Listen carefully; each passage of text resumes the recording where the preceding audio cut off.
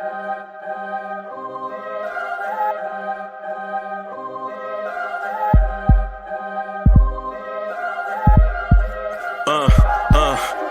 rank where the view is nothing less than phenomenal. For how I express and project from my abdominal. The only view better, both my daddy and my mama know.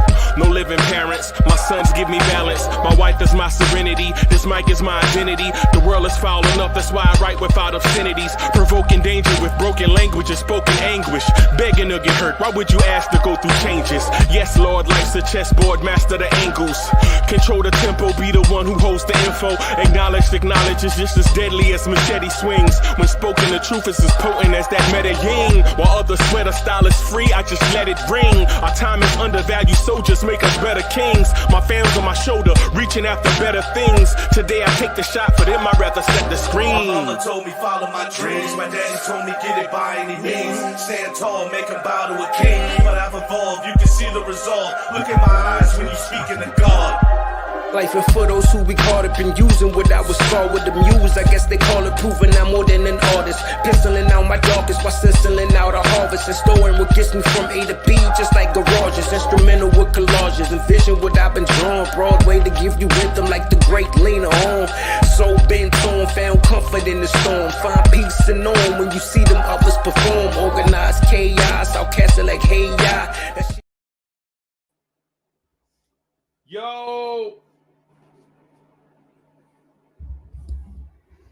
Yo, party people in the place to be. What's good? It's your man, Uncle Freezy, and welcome to the Knicks Morning Drive. Let's get it started, man. Y'all know how we go. Blue tears, orange tears, Blorange tears. Let's get it. What is this? What is this? There it is. That was strange. It wasn't there before. I don't know what's going on with that. Throw your hands in the air and wave them like you just don't care. And if you got some loot and a stick of juicy fruit, somebody say, oh yeah. Oh yeah. What's good? What's good? What's good, party people in the place to be? Man, it's been a busy day. It's been a busy morning.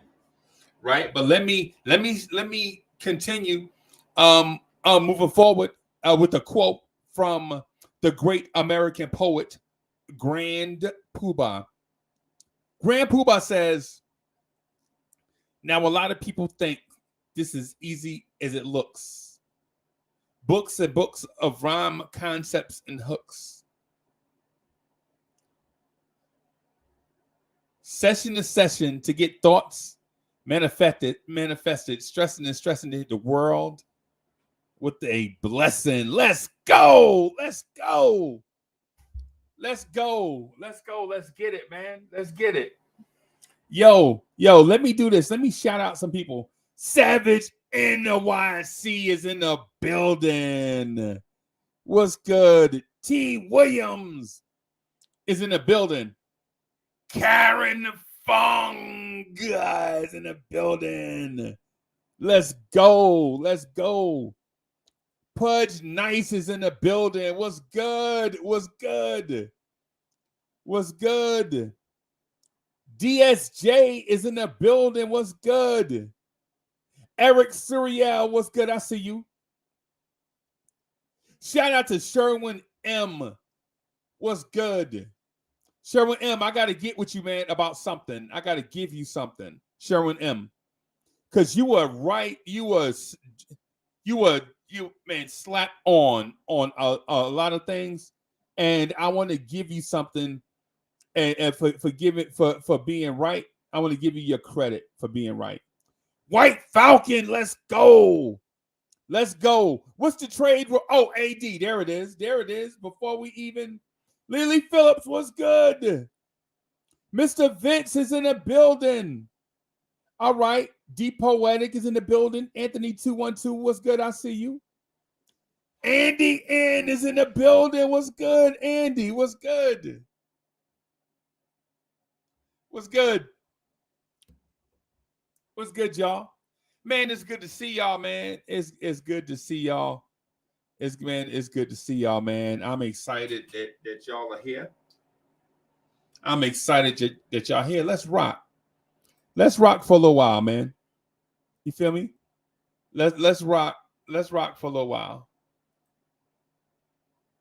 Let's rock for a little while, man. I want to rock for a little while with y'all. Right? I want to rock for a little while. I got a lot of stuff that I want to talk about with y'all, man. I want to rock for a little bit. Got a lot of stuff. Got a lot of stuff that I want to talk to y'all about. I'm working on some. Always working on something. I got a few things I'm working on right now, man. Knicks one and drive done. Tags. Let me grab these tags. Show more. Add tags. BIM.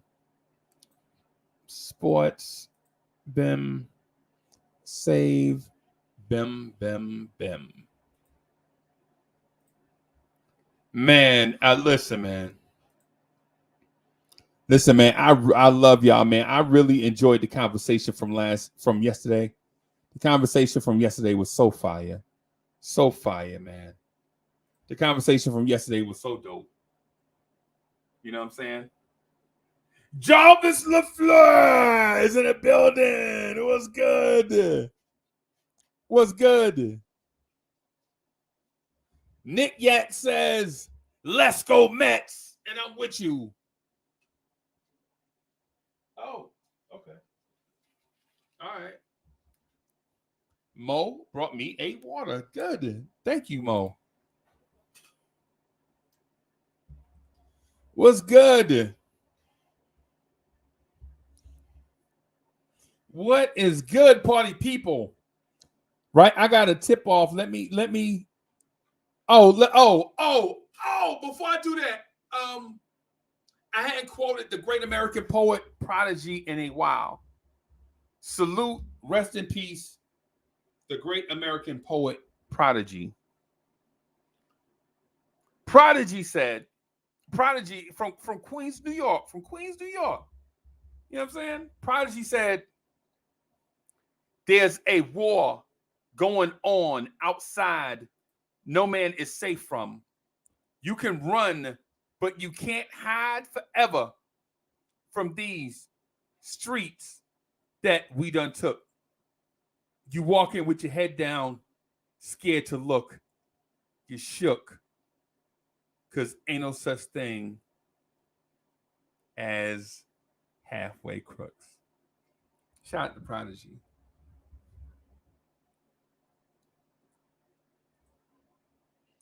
Lily Phillips says, Julius ain't with the team. No worries. He ain't playing. Ha ha. Ha ha. What's good? Manchild says, let's go Mets. And I'm with you. Manchild says, let's go Mets. I feel you. Jarvis LaFleur. From the great state of Louisiana. That's good. The coolest is in the building. Nick Yak, my Mets are going 162-0, and they are off on the right track. Let's go Mets.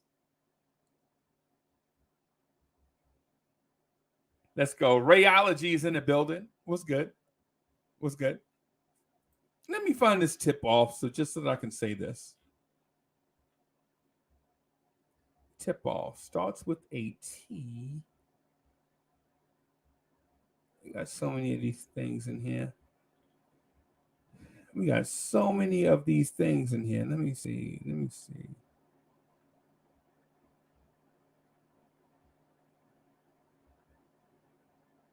There we go.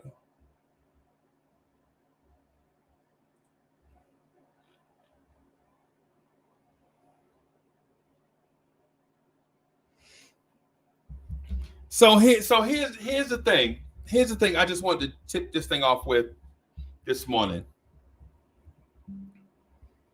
sometimes a win is a win, and sometimes a win is a loss, and sometimes a loss is a win, right? All three of those things apply to this game against the Wizards tonight. You feel me? Listen to what I just said. I said sometimes a win is a win. Sometimes a win is a loss. And sometimes a loss is a win. Right? And trust you, I'm not just babbling. I've been thinking about this thing. Had a conversation with a friend last night. I almost said your name. Let's call her Gwen. Gwen from a previous conversation. Right? But meanwhile, and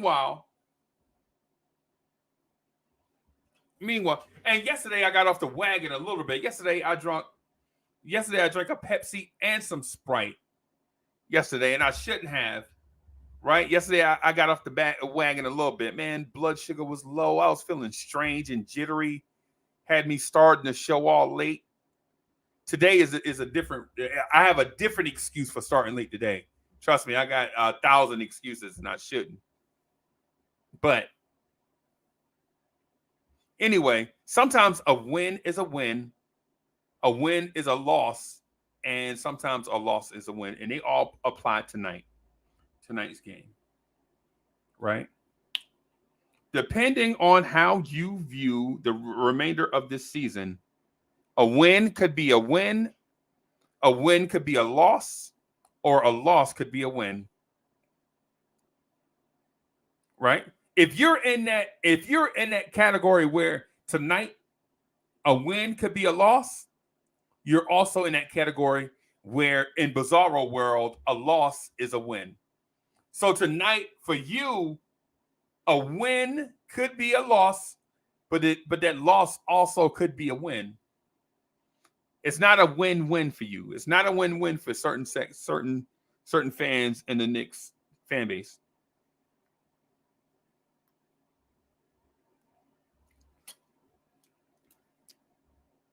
So, for those that hadn't noticed, I am totally over the loss to Brooklyn.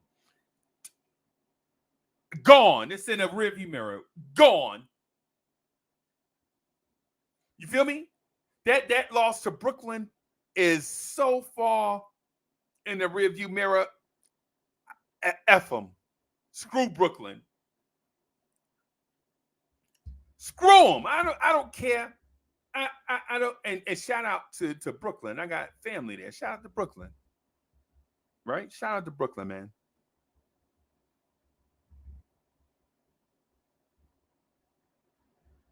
Shout out to Brooklyn. I got family there, and in the Bronx, Long Island. Shout out to all my people all over the tri. Shout out to Jersey City. Shout out to Bayonne. Got family in Jersey City, Bayonne, Long Island, South Bronx, South Bronx. Shout out to the South Bronx. You know what I'm saying? Yeah, man. Shout out to Crown Heights. Right? Yo, I need to know where everybody from, too, by the way. Yo, if you in the tri-state area right now, can you please rep your borough, please? Can you please do that? Let us know where you at, right? Except Stapha Don. Don't rep where you from. Stapha Don, don't rep Greenville. Yo. Yo, you know what I'm saying? Rep where you from, man. Rep where you from, man. Shout yourselves out, man, so I can shout out where you from, man. Let's show some love. Man. Ray, I know you from Brooklyn, right? I know you from Brooklyn. Come on, bro. That's like me saying, That's like me saying I'm from Jersey. Really? What part of Jersey you from? Are you from Camden? Are you from Jersey City? Let's go. Shout out to Camden, by the way. Right?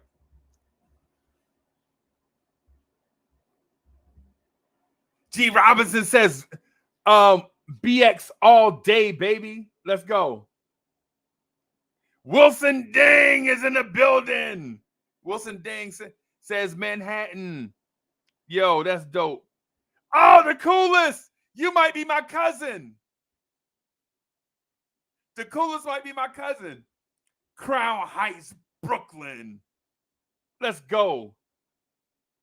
Man-child, we know where you at. Man-child, we know where you at. We know where you at, man-child. We've been getting that distance for like a year. We know where you at. Representing. I think man-child went to the Knicks Raptors game, right? Black University, South Bronx. South Bronx. Let's go. Black University might be my cousin. You feel me?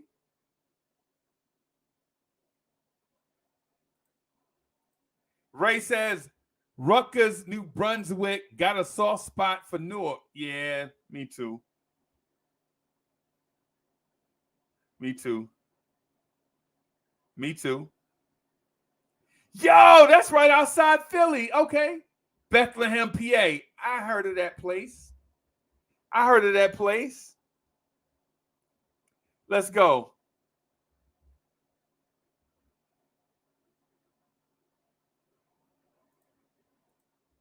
Yeah, man.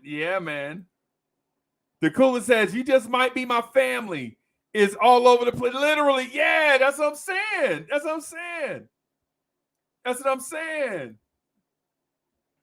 Black University, BAM! Let's go. All right. Man.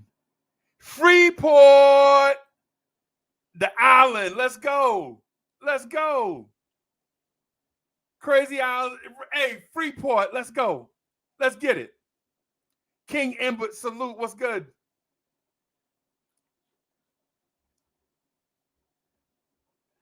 Oh, man.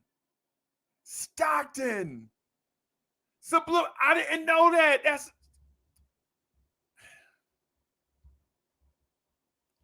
Yo. Sub, whenever we get behind the scenes again, we got to talk, yo. I know Stockton. I used to work for a company that had a home base in Stockton, a place called Washington Mutual. I don't know if you ever heard. I don't know if you heard of WAMU, but yeah, I used.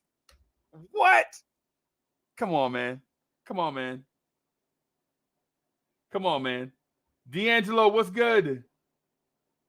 King Embert with the old school slogan, Queens get the money. Let's go. B. Simmons, yeah, man. Riverside. You know the first time I heard of Riverside, California was in this song by a rapper that I respect. Right? The rapper a rapper that I respect. He said something like, I'm glad y'all set it off. Used to be hard. Now you just wet and soft. Used to be down with the AK. Now I see you in a video with Michelle A looking like straight bozos. But fast forward, repping Compton, but you moved to them. The first time I heard the place, Riverside, California. All Future Media is in the building. What's good? Irvington, stand up. Irvington. Yo, you remember that? Yeah, man. Yeah. I was there. I was on the East Coast one when it was called Fleet. Y'all remember Fleet? Yeah. That's yeah. Anyway. Yeah, man. Yo, look at our guy. Springfield Basketball Hall of Fame is in the building. What's good?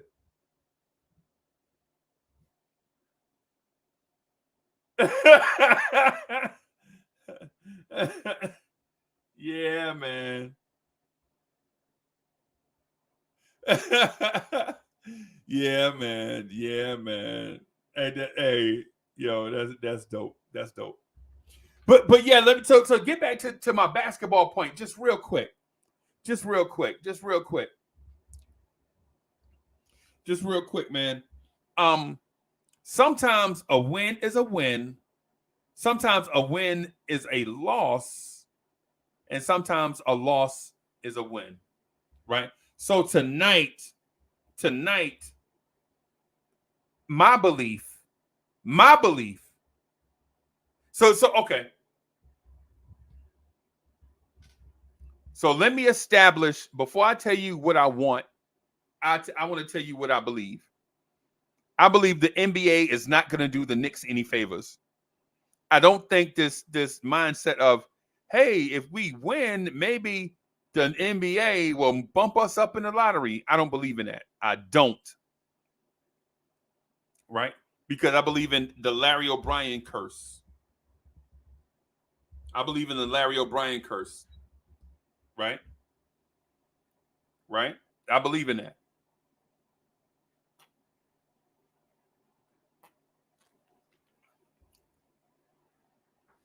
Agent Super Argo was in the building.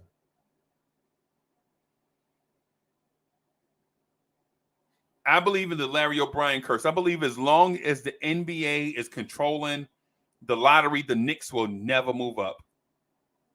You know why? Because it does not benefit the NBA for the Knicks to move up and get the number one pick. If the Knicks, the biggest market in the NBA, get the number one pick, it'll basically destroy smaller market teams. Right? And listen, I'm not talking about major market teams either. I ain't talking about your Phillies or your Lakers and none of that. No, I'm not saying that. I'm saying specifically, the Knicks can't get the number one pick. Right? Specifically, the Knicks cannot get the number one pick. Right? The Knicks got the number one pick one time. Right? One time. And that's because they owed that to us. They had to give us the number one pick because how they screwed us out of Kareem Abdul-Jabbar. Right? And how you couldn't let the Knicks go, blah, TV markets, expand the game, all this stuff. It benefited the NBA at that time for the Knicks to get the number one pick because they were wanting to grow. Ever since then, though, nah. The year we had the worst record in the league, two teams that barely missed the playoffs moved up to spots 1 and 2. Right? Right?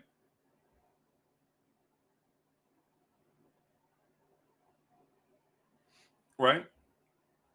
It's going to happen. The Knicks are not going to move up in the draft. It's just not going to happen. That's just not how, it just doesn't benefit the NBA. Right? So what I'm saying to you is this. The perfect scenario is play the kids, let them play through their mistakes. If they lose, it's a win for us, right? Because the kids get experience and we get better lottery odds than the team that we're tied with currently. It's just how it is. All right, let's go.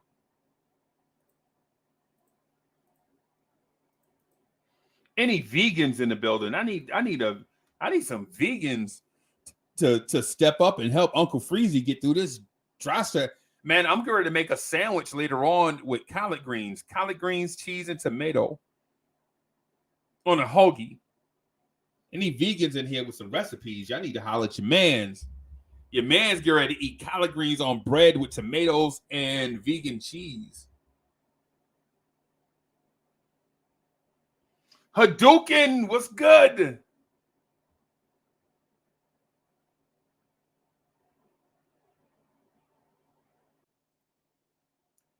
T. Williams says the draft is rigged. Explain to me how Cleveland got 3 number 1 picks after LeBron left.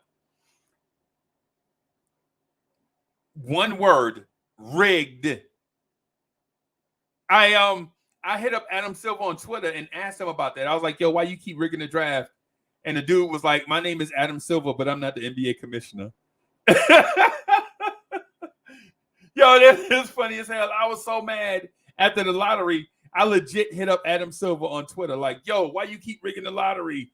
And he's like, I'm Adam Silver, but I'm not the NBA commissioner. I'm a different guy.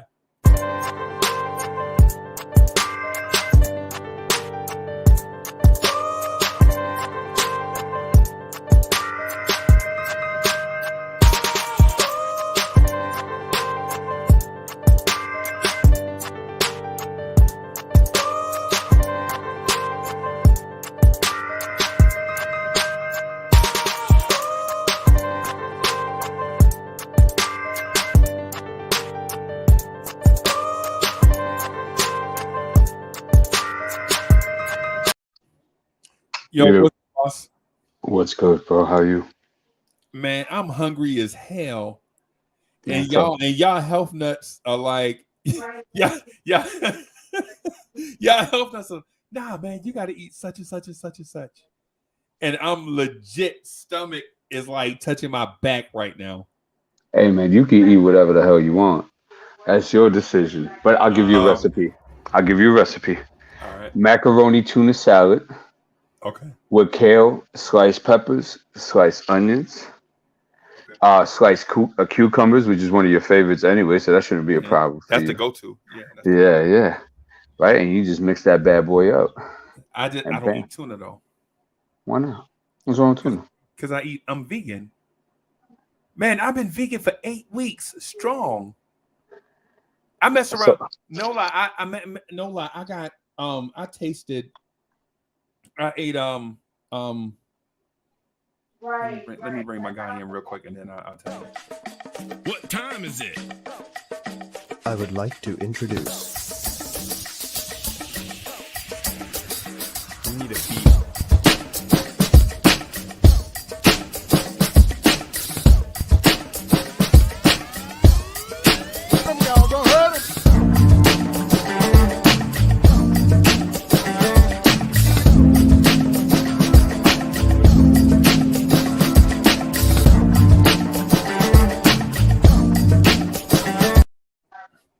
Stapha Don was good. What's good? What's good? Hey, D's balling was good. Yo, what's good, Steph? How you? Another day in the jungle, man. Yeah, I smell you. Yeah, man. Stapha, as usual. I'm talking about 4 things at once, all over the place, as usual, right? But I'll save you the vegan stuff and get into the topic du jour. The topic du jour is if the Knicks win tonight, is it really a win? And if the Knicks lose tonight, is it really a loss? In my opinion, I think tonight a win is a loss and a loss is a win. Right? And the reason why is because I don't trust the NBA to have a fair lottery because they have economic ramifications if small market teams go defunct. Right? Like for instance, I give you an example. Why does New Orleans have a team when Seattle and Kansas City are begging for a team, itching to get back into the NBA? Right? Here's the thing. Kansas City proved that they cannot sustain infrastructure. Like they have legit hype in the very beginning, but they can't sustain it over the Like they'll probably build a NBA franchise, a brand new stadium. There'll be hype, brand new fat uniforms be off the chain, crowd be bananas. And then in 5 years, if they don't make the playoffs, they'll be what the Vancouver Grizzlies was. You remember how hyped Vancouver was to get a team? And then in like 4 years, they got to move to a market like Memphis, who really couldn't care one way or the other. And this is and in Seattle, it's politics. It's the NBA. Seattle and the NBA used to always wind up in court, right? Seattle and the NBA always wind up in court for some not the league office, but the NBA team that's there. They always end up in court trying to build a stadium. Who funds the stadium? Blah, blah, blah. And at the time, if you remember, Seattle was in a bind. They had to build 3 stadiums for 3 different teams, right? And they chose their 2. They chose their 2 and let the other leave, right? The Mariners got a brand new stadium coming off that 95 series against the Yankees and blah, blah, blah. That momentum got them to build a stadium in 2000. The Seahawks moved out of that same decrepit stadium, the Kingdome, right? That the Mariners and the Seahawks used to play in. And they got them that stadium, right? The Century Big Stadium, whatever. Well, the odd man out was the Seattle Supersonics, right? And now they're Oklahoma City in a perpetual rebuild, right? Vancouver had some 1 or 2 good stars like Big Country and was it that they had Steve Francis. Big Country was a star? No. Yeah, Big Country and Abdul Frahim, was that his name? Sharif Abdul Rahim. Yeah. Solid. Julius Randle. Solid player. Julius Randle with a positive attitude. Kinda. Except he didn't bring the ball up as much as Julius Randle, but he was like 19 and 10. Very solid guy. You know what I'm saying? Yeah. And so, yo, look who it is, all the way from parts unknown. It's Uncle Freezy's twin brother, Andy N. What's good, Andy? Yo, salute, guys. Happy to be on with you. Yeah, man. What's up, Andy? Yeah, man. So tonight, a win could be a loss, and a loss could be a win, depending on your perspective. My perspective, I don't trust the NBA to move the Knicks up in the draft if they show that they're trying to win. I think the Knicks may finish 12th, may finish in a 10th spot and still might wind up drafting 13th or something. Just something odd. I just don't trust this process. What do you think, D? I think it don't matter. And I'll tell you to it like this. You had mentioned before that, NBA kind of, you could call it conspiracy theory or whatever, but that, they kind of like have us like at the back end of getting 1s, 2s, and 3s consistently, stuff of that nature. I think we've been in pretty good drafting positions throughout a lot of drafts. I think the issue, and we've had also opportunities to grab certain players that could have helped us tenfold, but we don't draft well.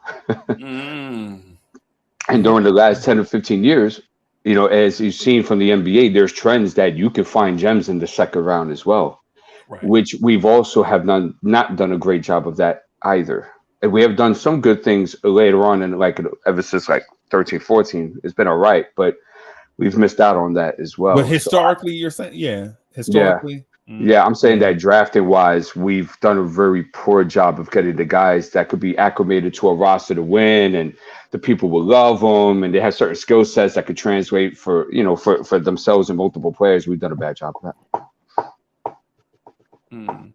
Okay, I could see where you're going with that. So what are you thinking, Andy? Yeah, listen, guys, I agree with D. Though what we got to remember is that this front office had only 1 draft under the belt, right? So we can't put all the bad draft choices that we made in the past on these guys. Then They again, had two. They had two They had drafts. two. They had two. they had two, but if you want to look at it, that's way it was like Obi, and then it was Quentin and Jericho And quickly. Sims and quickly, right? So, Mhm. and I don't think that was the worst that we could do Agreed. if you think Right. about it, right? So looking at from that perspective, I'm kind of cool with it. But from the perspective that Breezy says about the a win is going to be a loss and a loss is going to be a win, I agree with that. And why do I agree with it? I think, listen, the chances to hop in the top 4 seed from the 9th spot in the lottery is like around, just a slight, tick above 20%. Meanwhile, being the 10th, solely the 10th is going to be like 13.8, and Right. being the 11th is going to be like 8.5 percentage points, right? Right. The rest of the chances are pretty high, but you're going to basically stay in your Except for slot. five. Except for five, which is weird. Like 5 Yeah. and 12 is weird. Like at 5, it's like 1.8 something percent. That's strange, man. It's the Yeah, same. It's the that's same kind of odds whack, as getting right? the number one pick. Yeah, it's. I don't know Yeah, how yeah, it yeah, works, yeah. man. Yeah, but listen, that's the thing, and the second thing is, even if we hop into the top 4, I ain't gonna lie that I think the front office might do pull a trade and move that pick. I'm pretty even sure that we ain't gonna keep that pick if we hop into the top 4. And listen, and like Freezy said, all the things behind behind the scenes that the league ain't gonna try to help the Knicks and stuff like that.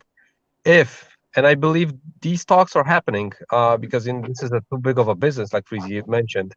We can, if somehow the Knicks were talking with Adam Silver and they told him, listen, if we get to the top 4 pick, we're just gonna make a huge trade that's gonna move, make several teams better. Because, for example, if we put that guy still in a small market team and take a guy that we would, that would fit the Knicks, an example, a Donovan Mitchell, any kind of other guy, Right. it would still put the pick, the young guy, in the small market team, even Right. adding a guy like a Randall or someone else Okay. there, which would never sign in free agency to there, right? Right. So I Right. think and I think these conversations are happening, guys. This is too Of big, course. too much money is around this business. Those Okay. conversations not being had, right? Yeah. Yeah. So For random stuff to happen. Right. exactly. And of course, organizations, no matter how poorly they're ran, they do work through all the alternatives, and then they decide with their brain power in which Yeah. direction they want to go, depending on how it folds up. Absolutely. Right. Yeah, so that's why I really think that, for example, if we lose, and I'm not saying that they're gonna put us there, right? But a difference between 20% and like 8.5%, that's like more than double, right? Right. So That's huge. it would definitely be easier for the NBA, to put us in there, right? Right. And listen, just to be fair, I'm not a proponent of tanking by any means, right? But this win in one of the 2 last games of the season, playing for nothing, it's not like it's going to build so much confidence to these young Knicks players that they're Mm. going to install some kind of a huge step in the culture base, whatever, to make us so much better next season. So let's throw that thing out of the window. I'm not asking him to the young guys, listen, go out there and tank. But we saw Tibbs making suspect decisions with the lineups. So that wouldn't be something that I'm not putting it out there for the players, but at least for the coaching staff and stuff like that. I wouldn't put that past the fans. Got a question. Just to make sure I heard correctly, you said that if we did end up with the fourth, you would trade it. Is that correct? Am I Not correct? I think the front office has that plan that they would Oh no. trade. What would you do? Oh, what I would do? Listen, if we would be able to move Randall, I think I might keep that pick. But if we're gonna stick with Randall, I think you better move that pick and get. Sorry. If reset that. If we were able to, yeah, I was thinking, about the second option. Meanwhile, I was talking about the first one. Right. Yeah, if we would be, if the Knicks brass is willing to move Randall, then you can keep the pick. But if you move Randall and the pick for a big, huge star like a Donovan Mitchell, like a Bradley Beal, and stuff like that, that will help, the Knicks young guys develop. I think you got to think about it. I'm still not, I'm with. sold or any of these, top four guys. I'm not, thinking that we're gonna end top three or top two. So I'm today thinking about the fourth seed and Jaden Ivey. I'm not thinking though that if we add Jaden Ivey to the roster that we currently have, that we're gonna be like, a top 4 or 5 seed in the East. Okay. You think we would or we wouldn't? No, we wouldn't. We wouldn't. Oh no, of course not. And I don't. I think we should stay far away from Jaden Ivey. And my Yeah. personal perspective. Yeah. So And I think listen, I think it'll be a log jam too. It'll be a total log jam. We'll have to find a lot of minutes for people to play. Yeah, exactly. So listen, I think that's why I think you got to consider every option. But if you were willing to move Randall and move like the Knicks timeline, 2 years back, so you got only young guys and you got like a Burke or Fournier, whatever, they can play minutes and then get traded at deadline and stuff like that. But you still are thinking about RJ's timeline, right? Because now I think it's still Julius' timeline that we're in, and he Of course has it is. young guys. Of course right? it is. Yeah, but if you move him, the timeline, tweaks to RJ's, right? And then you gotta, get younger guys, not really young than RJ, right? Like 3-4 years younger than RJ, but you gotta have also vets and stuff like that. But I really think that this draft doesn't have that star potential that a guy is just gonna pop in, on RJ's side, and we're suddenly gonna make the top 4 seed, like, or at least be like a Memphis squad, right? That they're gonna have that young core guys running up the court and being able to be, a top seed in the West or in the East. So, if we move Randall, I'm cool with it. Would I move him like straight up, like for any piece of garbage contract? I'm not on that bandwagon at this point. Decisions. That's interesting. The interesting part of what or the most interesting thing that I think you mentioned is bumping back the timeline, right? So because what we don't take into account here is if you trade Randall, right? If you trade Randall, I think you also have to consider moving the other vets also, because removing Randall doesn't just remove Randall's timeline. Because what happened is you brought in Fournier and Burks and Noel and guys like that were brought in to complement Randall, right? And so in order to move away from Randall's timeline, you have to also move the tertiary pieces that go along with Randall. You know what I'm saying? And so and so I understand what I'm not saying trade every vet. That's not what I'm saying. Because I think Derrick Rose and Taj Gibson can also be here to support the kids, right? In a mentor type situation, Derrick Rose and Taj Gibson are older vets, while the ones on Julius Randle's timeline, Alec Burks, Evan Fournier, Nerlens Noel, are all around Julius Randle's age, somewhere in that range. Like 27, 28, 29, 30. They're all in that same age. Yeah, even if you don't think they might be like, older, right? But they are not in their NBA career stage when, they're like, listen, I can be a mentor. If I get minutes, I'm cool with it. If I don't, I'm cool with it. Those guys are still playing for money. And they want to show out because they want to sign those, a second contract after this one, or even contracts, extensions after this one. So they're not in the position like Taj Gibson, like a D Rose, right? When they're gonna get money, it doesn't matter for them if it's gonna be a bigger or smaller number, but they're just gonna fly around, be a mentor to these kids, right? Alec Burks is not one of those vets that's I don't think so, though. willing to sit on the bench and just fly around, even if he cashes in the cash, he is looking forward to develop his career and get and sign even a bigger contract around the NBA. That was my point. Not in that stage, right? And compete for a championship. Exactly. And if you move the timeline back, you're not looking to compete for a championship right away. But that's why.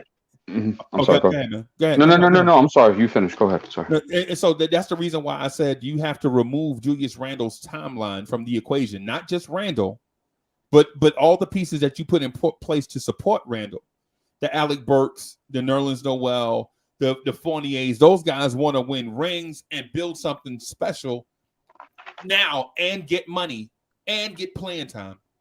But Taj, Derrick Rose, I don't see the Derrick Rose has presented this idea to me that he is looking forward to being a mentor.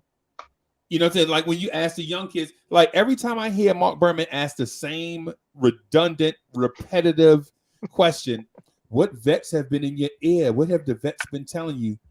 Most of the young guys are saying, hey, man, you know, I talked to Derrick Rose. I talked to Derrick a lot, man. Derrick tells me such and such and such and such. This is documented. I just saw it the other day. Was it Jericho Sims? I think it was Jericho Sims that mentioned it. Like, what do the vets have been telling you about you getting on the floor more and getting more minutes? Well, Derrick Rose says it. I was like, D Rose? I thought he was out with injury. Is he still around mentoring? Because Kemba is also rehabbing, and you ain't heard Kemba Walker's name, right? Yeah, but Breezy, I think you can't throw Kemba Walker in there. You know why? Because I think Tibbs and maybe the rest of the coaching staff, they don't want Kemba around. Right. I think that's the point. It's not like he wouldn't be, you know, he doesn't want to be around the young guys and try to help them, because I think he's a good guy. He was a, you know, recipient of the, I think the, you know, one of the best teammates awards and stuff like that. So I'm not putting, I'm not putting that on Kemba in any means. Okay. He had that season, I think he was put in a bad situation because we didn't, you know, play to his strengths. So I'm not blaming this season on Kemba. Of course, I would rather, you know, see to work it out to the guys to work it out. But at this point, I think the relationship between Kemba and you know the coaching staff is so broken that unless, you know, Tibbs is gone, Kemba can stay. But, you know, I think Tibbs is going to stay, so Kemba has to, you know, get bounced somewhere. So right. And just to your point, you know, about the vets, I think you gotta look for the vets like a Ricky Rubio type. No ego, first team, floor general, can help guys. We saw that, you know, that he worked with the young guys on several teams. A PJ Tucker, if he doesn't get burned, that dude ain't gonna be, you know, so talking about it. And I was gonna curse, but you know. Hey, we got a jar for that, man. Yeah, that's family show. So so you gotta look for vets like that, you know, if they don't play, they don't get bothered by that, and they're still cool with it because they're getting paid and stuff like that. If there's going to be a situation that they got to get minutes, they can step in like a Taj, right? Meanwhile, remember when Carmelo was here, or when he got traded to OKC, some reporter asked him, listen, if you could come off the bench for a young guy to develop or stuff like that, and he was like, listen, PG, you heard that? You know, they want me to come off the bench, and he was laughing, right? He wasn't in that stage. Meanwhile, if you traded for him now, he would be maybe cool, but I still think that Carmelo has that ego. He needs to see that the young guy before him, in front of him, is clearly better. He ain't gonna sit on the bench if he can outplay this guy flat out in every practice. He might question that with Cam Reddish. He might though. So listen, if he would be playing power forward, I think he wouldn't question Julius's ability. But I don't think he would come back to the Knicks to be a backup to Julius and play like 6-8 minutes. Okay. You know, that's not the deal with him. And I'm not saying that he would have to have like guaranteed minutes, but I think if he would come back, he would gladly do it if he had like 15 to 20 minutes off the bench just to score buckets and, you know, mentor these guys around. But he has to be like in the stage of his career like he's now. He knows that he ain't a starter. He can, you know, work off these guys, you know, pulling the ropes, you know, even off the court, not only on the court, just off the court, right? Off the court, yeah. Yeah, but those 6, 7 years ago, he wasn't that guy. That's why he didn't take it lightly. Right. So there was a lot. There was a lot said. So let me focus on this part. And just let me be for a bit because then I could build the case. If Alec Burke is not happy with his playing time, Alec Burke can have a vegan burrito. I don't care because this is the reason. Shout out to Because because we're in a really tough space as an organization right now. I want you to keep in mind we are the only organization in the entire league that does not have potential young talent and looking like, wow, that's juicy. That's gonna be superstar or star in the next 4 or 5 years. I mean, I'm sorry, 2 or 3 years. I'm sorry. You don't have that. We're dead in the water. So if Alec Burke is going to complain that he's not playing 40 minutes like Tom Thibodeau has had him, then we can wave goodbye. What we need to concentrate on as an organization is that we need to concentrate on things that other NBA teams have done that has made it successful. So Andy, you're a smart guy. You know mathematical formulas, and you know that when you apply the formula to any situation, that formula is going to work. So what has been the formula of all the other teams do championship caliber runs and dynasties and stuff like that? They have explosive perimeter players. They have guys that can create for themselves and create for others, right? And they have a trio or a double of those guys, and they build them up, and they usually bring one along, right? A superstar free agent or something of that nature that likes what they're doing, and they bring that along, and boom, you have your championship contending, possibly championship, possibly dynastic team. We are nowhere near that right now. We're not even in phase one of that process. Would you agree or disagree? Yeah, I totally listen. I think we're in the gathering assets phase. Not only about the the young guys and the draft picks, but we still don't have that guy. Of course, RG could be that guy, but I think unless you cross over RJ's name from that list, I don't think IQ and Obi are like unmovable pieces. If the right deal comes, those guys are out. And I think the front office knows that they have a certain value at this point.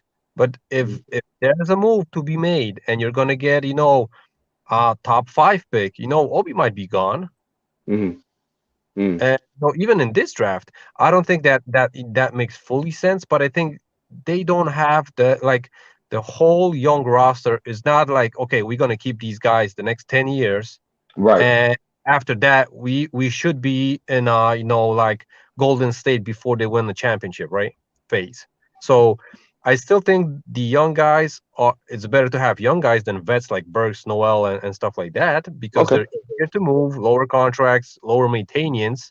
Because we know that the older guys, that been around the league might have certain things to say and point out. I think the young guys are still clear-minded. They don't have any those off-court antics. So I think that's cool. But at some point, firstly, they want to get paid. And, for example, in what we're going to see Mitch this offseason, listen, if he asks for too big of a number, he's going to be the first dude out from the young guys. And we were thinking that, Mitch is going to be like that building block. He might not be here next season. And I'm like 50-50 on it even. To be true, if a good, sign and trade deal happened, I'm putting in Mitch there and just giving him a huge number just so we get a better player back. Okay. What type of player would you be looking for, or something like that? And this is the another question that I'm thinking about always, because the question is Tibbs willing to tweak the offense? Sorry. In that way that he's gonna need a point guard, because we see that he's using a guy like Alec Burks, which isn't a point guard. Last 2-3 games, we see RJ bringing up the ball even several times, not just in the cases, several times. Mm-hmm. So we got two young guys that can bring up the ball in Quickly and McBride. I don't see Quickly as a main point guard by any means. Neither. And it's mostly because of his decision making, and I think that is like you can't unteach that with him. But I don't think also McBride is going to be ready for the next like even 3, 4, 5 years, right? So fans got to realize that McBride isn't that guy that we're going to start him off the bat next season at the point guard. No, he And ain't ready. if you want to, No. he ain't ready, and you don't want to burn that kid because he's going to be like literally a journeyman after you burn him like that. He's going to be like the next Langston Galloway. He's going to get a contract from another team, and you don't even gonna remember if the dude is in the NBA. So you don't want to do that. I'd rather keep him. Oh, you calling him Torrey Murray, Tony Douglas. And you just put one of your numbers. He called him a ham sandwich. Yeah. It's gonna be like that, bro. So you don't want those Landry Fields guys that after they leave the Knicks, it's gonna be one contract and out of the NBA. So yeah. And listen, Great point. the question is if Tibbs is even looking for a point guard, because if he is, he needs definitely a point guard that can play off the ball, because he's gonna run the offense through the best player on the squad, and that probably will be RJ next season, right? He's not gonna get moved, that we know, and he probably is gonna run the offense. If Julius is here, they might run it like 40%, 40%, and 20% is basically Ivanhoe, whoever has the ball, right? Right. But good reference, Ivanhoe. I hadn't heard that in a long time. Yeah. So listen, for me, that's the question, because if we aren't looking for a point guard, then you got to fill in Mitch's position at the center. And if he bounces, I don't think Sims is ready to play major minutes. He's a good backup for a season or two, but he ain't gonna start for the next season. So you got to find a reliable guy. Probably, if he could stretch the floor, it would be way better. For if you're keeping Julius, right? If a guy can stretch the floor, that would be way better, at least that point. But I'm still not set in stone that, for example, we need a point guard and stuff like that. Because if Tibbs is not going to use a point guard, I'm not getting him a point guard even. Screw it. Good attitude. Right. Well, and the thing about it is Tibbs right before Burks. Remember, Tibbs ran the offense through Randall. Remember last season how often Randall brought the ball up at 250 pounds. Yeah, man. I can see where you're going. My thing is though, Andy. My question to you and Ron and Hadouken, I'm really interested to see what Hadouken thinks here about the young core is say you do trade Randall and you do remove the pieces from his timeline. Say you do trade Fournier, you do trade Noel, you do trade Burks. You're looking at a potential to have 9 or 10 kids on this team at once, right? So it's going to be like a field trip every night. So what do you do? What do you do if you're the organization? Do you keep Tom Thibodeau to be the chaperone of this field trip / youth movement, or do you bring in a young coach that will know how to manage, or not young necessarily young, but a coach with that skill set to help develop young kids? Crazy. I want to go first on this one. Listen, give me a name, bro. I don't have a name of the coach that you're gonna expect to run it better than Tibbs. And I'm not saying that Tibbs is gonna run it good, right? Just right. What's the other name? Well, my pushback for that is that Greg Popovich, we didn't know who he was until he became Greg Popovich. We didn't know who Phil Jackson was until he became Phil Jackson. So, and I'll show you a great example. Memphis Grizzlies. Do we know who Taylor Jenkins was before he took that job? No. Okay, good. Even the coach for Toronto. Right. I mean, everybody got to get a start somewhere. So Nick Nurse dominated in the G League, but he did that in obscurity. Yeah. So my friendly pushback to you, Andy, because you're a nice guy, so it's friendly pushback, is that it doesn't matter about who's better. It's about who's more fit and qualified for the job to the timeline of which you're talking of at that point in time. But he's talking about just a name, just in general. Like he wants a name. I could give you 2 names off rip, now that I had a few seconds to think about it, I could give you Jerry Stackhouse, who was an assistant coach with the Toronto Raptors. Do you remember Jerry Stackhouse was an assistant coach with the Toronto Raptors along with Nick, the job too. Yeah, with Nick Nurse, right? And he went to Vanderbilt, and all of a sudden, Vanderbilt starts pushing out NBA caliber talent like Darius Garland and Aaron Nesmith. All of a sudden, that Jerry Stackhouse. Before that, maybe not so much, right? And Hubert Davis, the head coach of the University of North Carolina Tar Heels, a former Knick, a former Knick, who has shown you that he can turn the program around instantly, right? Because Roy Williams coached Cole Anthony, right? This is what Cole Anthony's second year in the league, right? He came out with Obi, right? Yeah, this is the second year. Yeah, North Carolina was a disaster. Roy Williams retires, and in 1 year, the North Carolina Tar Heels are in the national championship game, right? And those ain't even Hubert guys. Those are not Roy even guys that he brought there. Right. So there are names out there. What I'm saying is because I'm with you. My preference is, for continuity's sake, at least bring Tom Thibodeau back and see if he can do it, just for the sake of continuity, right? And then if he botch it up, if you feel like he can't go, then you have Johnny Bryant, and then you let Johnny Bryant do it for whatever amount of time, right?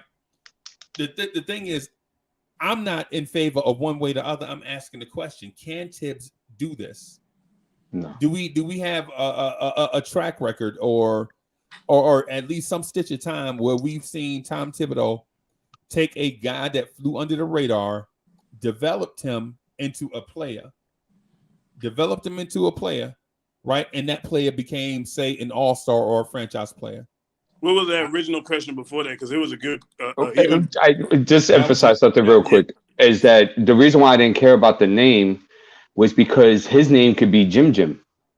But if Jim can come inside and develop talent and be with these young guys and develop them from being here to him and make it a sustainable product as to where these young guys are going to become something one day, I can really give a damn if his name's Jim. But if you want names, we could throw out Sam Cassell. Somebody threw it out there. Peace out to D. Cool. You also got Charles Lee as well. All right. There's been a long time assistants, got a lot of rapport around the league and stuff like that. We could throw out names, but are those names because only the guys inside the interview room will actually know if their mentality is going to match the direction of what the front office is. And then you got a question, is the front office even going to survive next year? So you got to be careful who you bring in, because maybe if the next front office comes in, they may not want that guy, and all of a sudden we're back to a coaching search again. Right. Yeah, and that's my point. Yeah. The original question you had asked again. All right, so shout out to Sim, just real quick. Shout out to Sim. He says, peace to big bro, Uncle Freezy. Just need to show some love. Hey, bro. Hey, man. Hey, we love you, Doc, and appreciate you, bro. Man, you doing great, man. You doing great stuff. I watched the show the other day, and I was trying to do like 5 things at one time, but and trying to get on, man. But I just couldn't. But man, hey, great work, man. This dude, the caller you had on, I don't know his name, but the caller was asking questions, man. The caller was Andy. You was on that panel, right? Where the dude called in, he was asking the question. It was like the draft and all that stuff. Man, it was. Sim had a great caller on. Just by the way, the show was great. Make sure y'all tune in to Nothing But Knicks, man. They always doing great stuff over there. Shout out to my man. Freezy, I'm always on NBK, but I feel like Sim is just following me around, bro. Looking at what I'm saying. If I represent the NBK fan, good.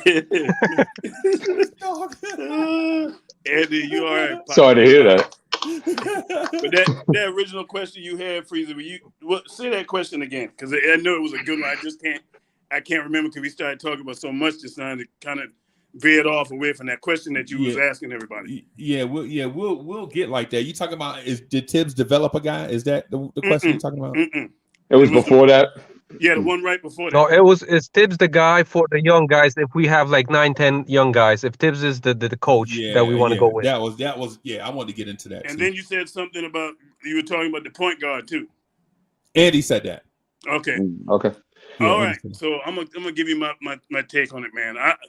this my eyesight of what I'm seeing, man. The Knicks ain't nowhere close to no championship. So you got to go with the youth. We're not, and I'll say this again, and people don't believe this. The Knicks are still in phase one of a rebuild, and I'm gonna tell you this why. It ain't about the contracts. The money would say otherwise, but when you look at the product on the floor, when you don't have an identity, I don't care how much money you paying.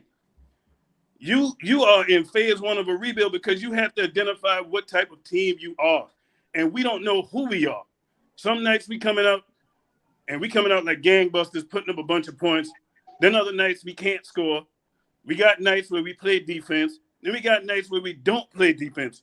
So this thing is just totally messed up, man. So we are in phase one of a rebuild. It's been a failure with Tibbs. I'm of the mindset of the component. You have to move Tibbs. His timeline don't fit with this team. He's a win now coach. Everybody knows it. He's trying to win a championship. And on top of that fact, you got this to think about. Feedback coming from someone. Okay. And you got this to think about too. And I'm gonna say this till the cows come home.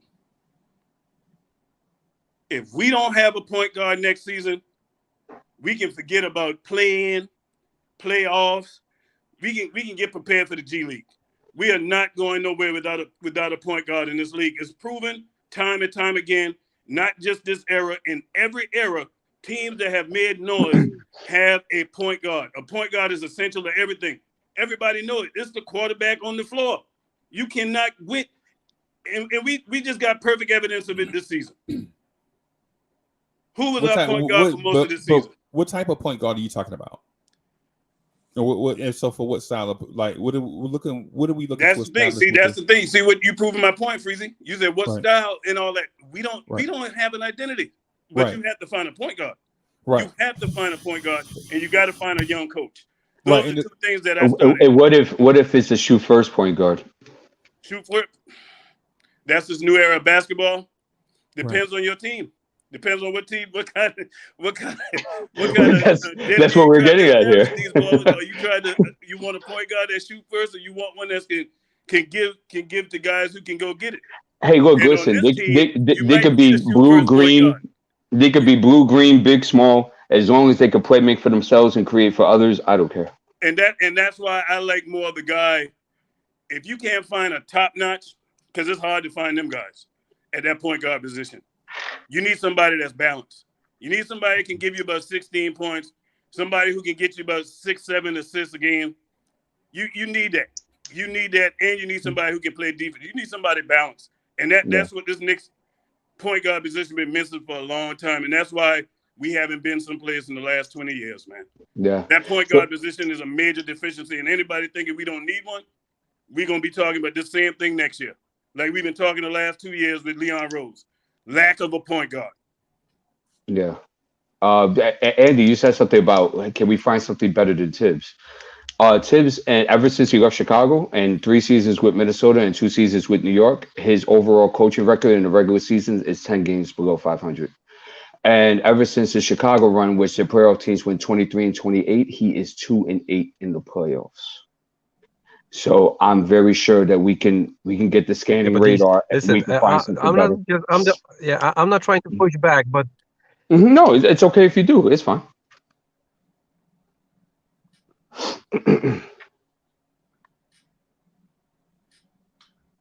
Oh yeah, listen, but it's for me. It's still For me, it's just if it's not a big name, and I'm not saying a big name like a Kenny Atkinson, even, which we saw that he worked well with the young guys on the Nets, right? Yeah. Right. So I would rather see that name than a guy like an unknown, totally unknown guy. Because listen, we had a young squad, and we had a David Fisdale. Mm-hmm. We were saying that this guy is gonna talk with all these young guys. He's gonna play video games with them, so he's gonna connect with them.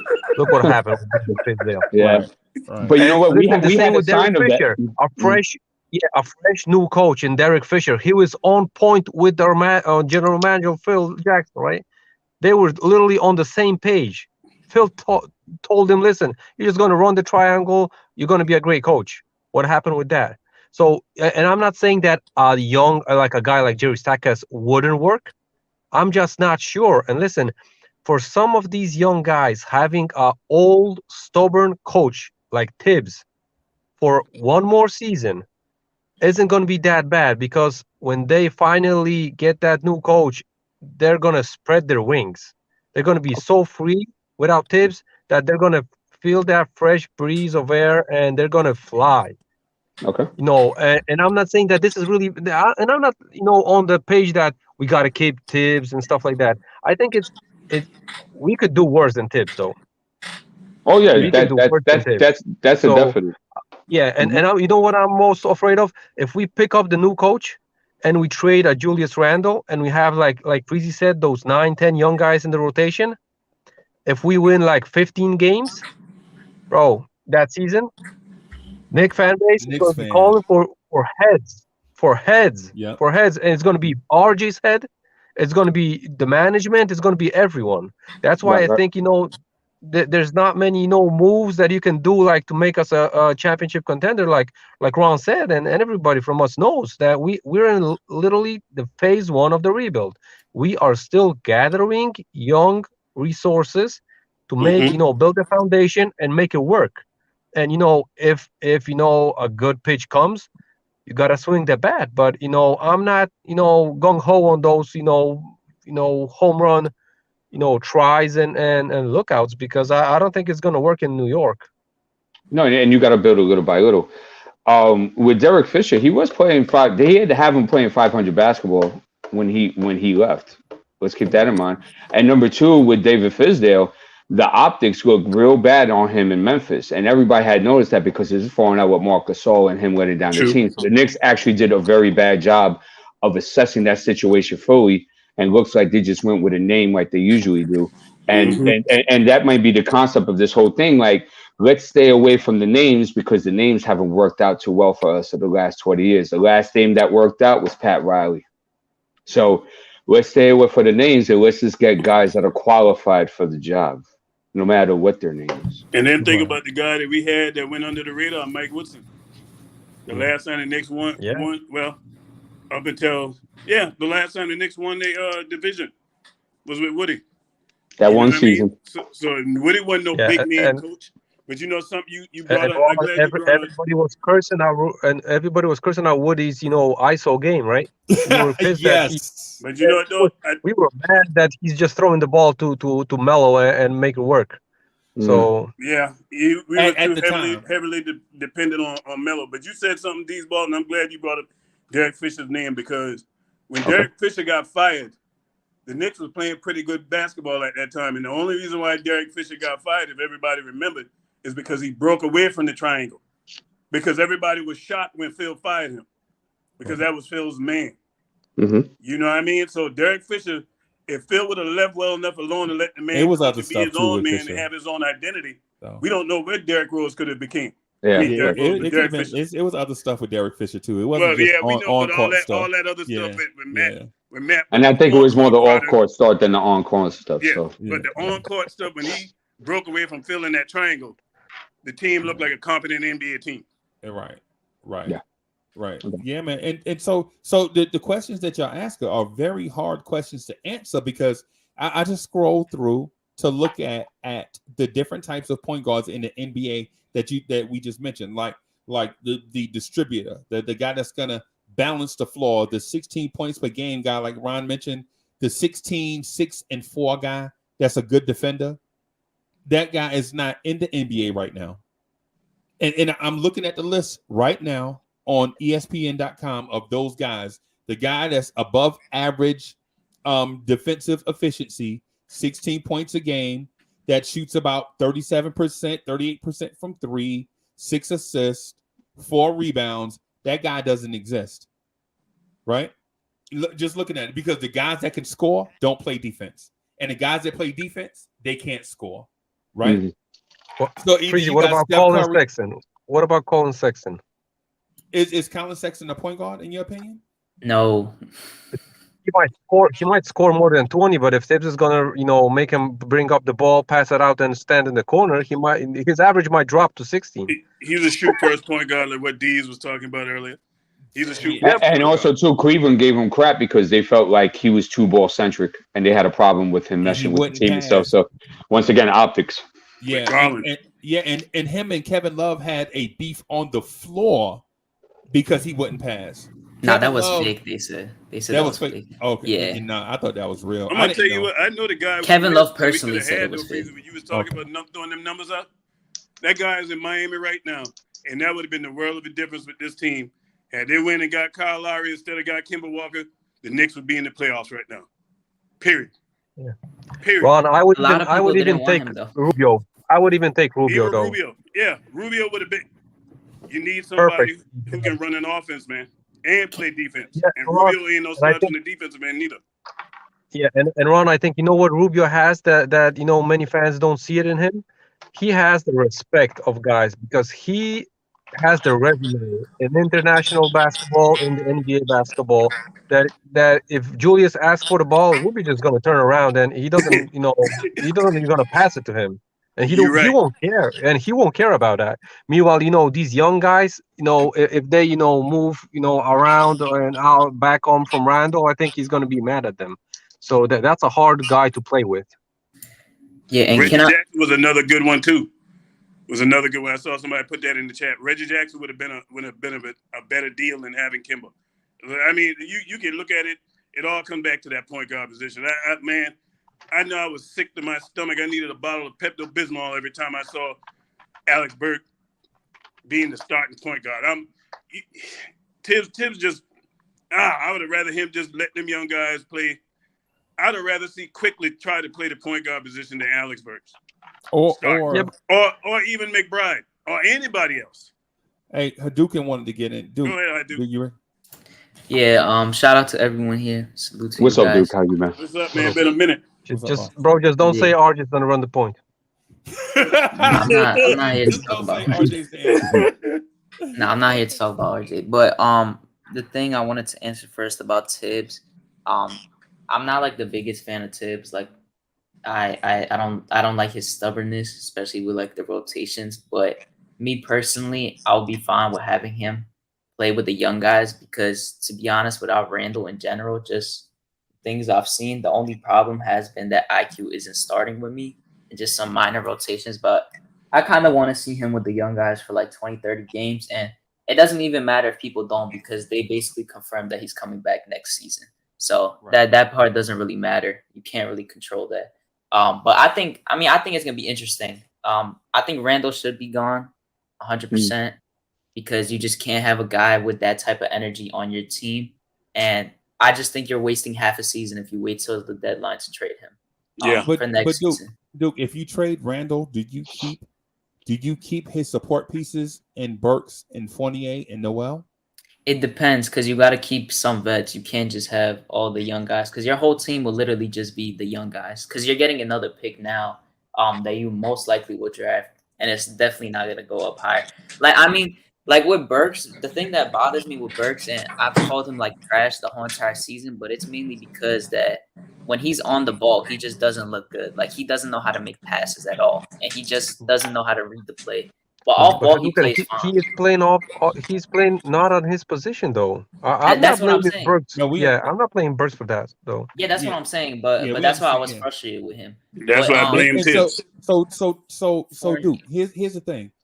Here's the thing. The reason why I ask you that is because we all understand that all veterans are not built the same, right? And all veterans, you don't bring in just a random veteran because they're a veteran. You bring them in to fit a certain role. And in this case, Fournier and Burks were brought in to be support pieces for a potential Julius Randle-led playoff team, right? Yeah. And so with Julius Randle gone, I understand that you got to have vets in all of that. I do. Well, what I'm getting at though is or I guess where I need some understanding and maybe some coaching. I'll need some coaching on this, right? Do you keep Burks and Fournier if you do move Randall? and then put them in different leadership and pecking order roles with the new vets and the new rookies that you bring in, because you're going to bring in more vets, right? And you're going to bring in more. You're going to bring in more young players, right? But do you change their role, or do you move them along and bring in guys that you know fit with the young core, vets that fit with the young core? Is what I'm getting. Complementary pieces as opposed to major contributors, because Fournier and Burks are major contributors. Whether we like saying that out loud or not, these dudes play a lot of minutes. Yep. You know what I'm saying? In my opinion, personally, I think Burks is the better option to trade. I would be fine with keeping Fournier just because I know that Tibbs is less stingy with him. Like, he's fine with cutting his minutes and this and that. And you could just use him as a shooting role with everyone else. Burks, I feel like if you keep him out of the two, I feel like he would give him that point guard spot, and it just wouldn't make sense to me at all. Yeah, he'll lean more on Burks. That's a great point. He's not going to be as lenient with Fournier as he will with Burks. But, I mean, the problem with Fournier, like, I troll Andy all the time, especially with I was going to say that you want to keep Fournier because I'm in the chat, bro. No, I troll him a lot. It's funny to troll him on Twitter and that with Fournier. But, you see, like, the only problem with me is that he was in the beginning of the season, just in general, sometimes he just does a little too much for me, and it's annoying, and he just doesn't play defense. But if he comes off the bench for us and we can't trade him, I won't be too mad. I just don't want him to be my starter, and I do want to try to get, like, in our starting lineup supposedly next season, you would probably have to have one vet. I don't know who that vet will be, but you know, I'm thinking that we're gonna get the 11th pick because we're not losing to the Wizards today. Because KCP, this is what I hate about tanking. I know I'm going to another subject, but I hate how, because you were talking about the Adam Silver thing, how you by accidentally like added the wrong one. Yeah. I hate how teams are blatantly tanking and they're getting good picks, but we were actually trash and we never get to go up in the draft. It just makes no sense to me. But these dudes are literally sitting out KCP, Porzingis, and Kuzma today for today's game. So that's the sad part for me. So now we're guaranteed the 11th pick. Like, we can't even lose that game unless, like, I want us to sit RJ and IQ and all those guys, but it's just not happening. So I'm just sad right now, to be honest about that. It's an easy way to fix that. And Jay Boogie brought it up. Shout out to Jay Boogie. They need to have an end of the season tournament with the worst teams and let them play. Yeah. And how the winner of that tournament get the number one pick. Yep. Get the number one pick, and you let the rest of it play out according to how they end in that tournament. Yeah. And that'll stop all that tanking foolishness. Because really, to even tank, it ain't even no guarantee. This ain't like the NFL, where it's obvious the worst record will get the number one pick. You still got to worry about a ball falling the right way. Right. You know that year when the Knicks, when we didn't get that Zion pick, everybody and their mama knew the Knicks was the worst team in the league. Yeah. But the worst team didn't get the number one pick. Yeah. They got to fix that. Or come up with a committee like they do for college. It was football. us, Chicago, and Cleveland. Chicago and Cleveland, and Cleveland and Chicago got bumped backwards. Yeah. And Chicago wound up getting Kobe White, and Cleveland got Darius Garland. Get you a committee of guys together, and ladies and gentlemen, you know what I mean? Get them together in the room and have them look at these teams and look at them and say, okay, this is the worst team. This, you should get it based on the votes that they give. But it should never come down to no ping pong. That's why I don't play the lottery, because you're just throwing money away. Right. Yeah, I agree, Ron. Listen, and I was talking about this tournament for you know the teams that don't make the playoffs, and it has so many pros for the league itself that this is listen, for one, even if for example the 9 seed team, right, they barely miss the playoffs and they win that whole tournament, that was the team that was missing that one piece to make it, right? Mm-hmm. So that's why you reward those teams to build and just need that one piece. That's a boost for them. So you change the landscape of the whole. And they won't NBA, be in the right? lottery next year. And they won't be in the lottery next year. Exactly. All they needed was that one piece. Exactly. And you know, the other thing is that, for example, the 14 teams that don't make the playoffs, and listen, this season, the Lakers, the Knicks, those are big market teams. If you put them in a tournament and they play like 8, 7, whatever more games. That's way more money for the NBA. Listen, half of the Knicks fans ain't gonna watch a one playoff game because they love only the Knicks. Right. Why they Right. I'm one of for the them. I don't playoffs? care. I don't care about the playoffs when the Knicks ain't playing. Exactly. That's Period. what You he's got saying. Yeah. you can peep the result, but you ain't gonna be sitting 3 hours and looking for a Nets whoever game, right? So that's why you would bring way more money on the in the whole association if you would make those teams play the like a play out tournament or the lottery tournament, whatever you can call it. And if you don't want to do that, just after the season, find a sponsor, find call those one of those biggest companies, make them play for money, whatever, as a money prize for the players, because then you can sit out the LeBron Jameses, whatever. Just play the young guys and make them earn some cash. I'm gonna tell you that would be a beautiful thing to see, and we all know as a business, it's all about money. That, like to your point, Andy, it's gonna generate a lot of money if you got a tournament with the teams that are vying for the #1 pick, the top 5 picks in the NBA draft.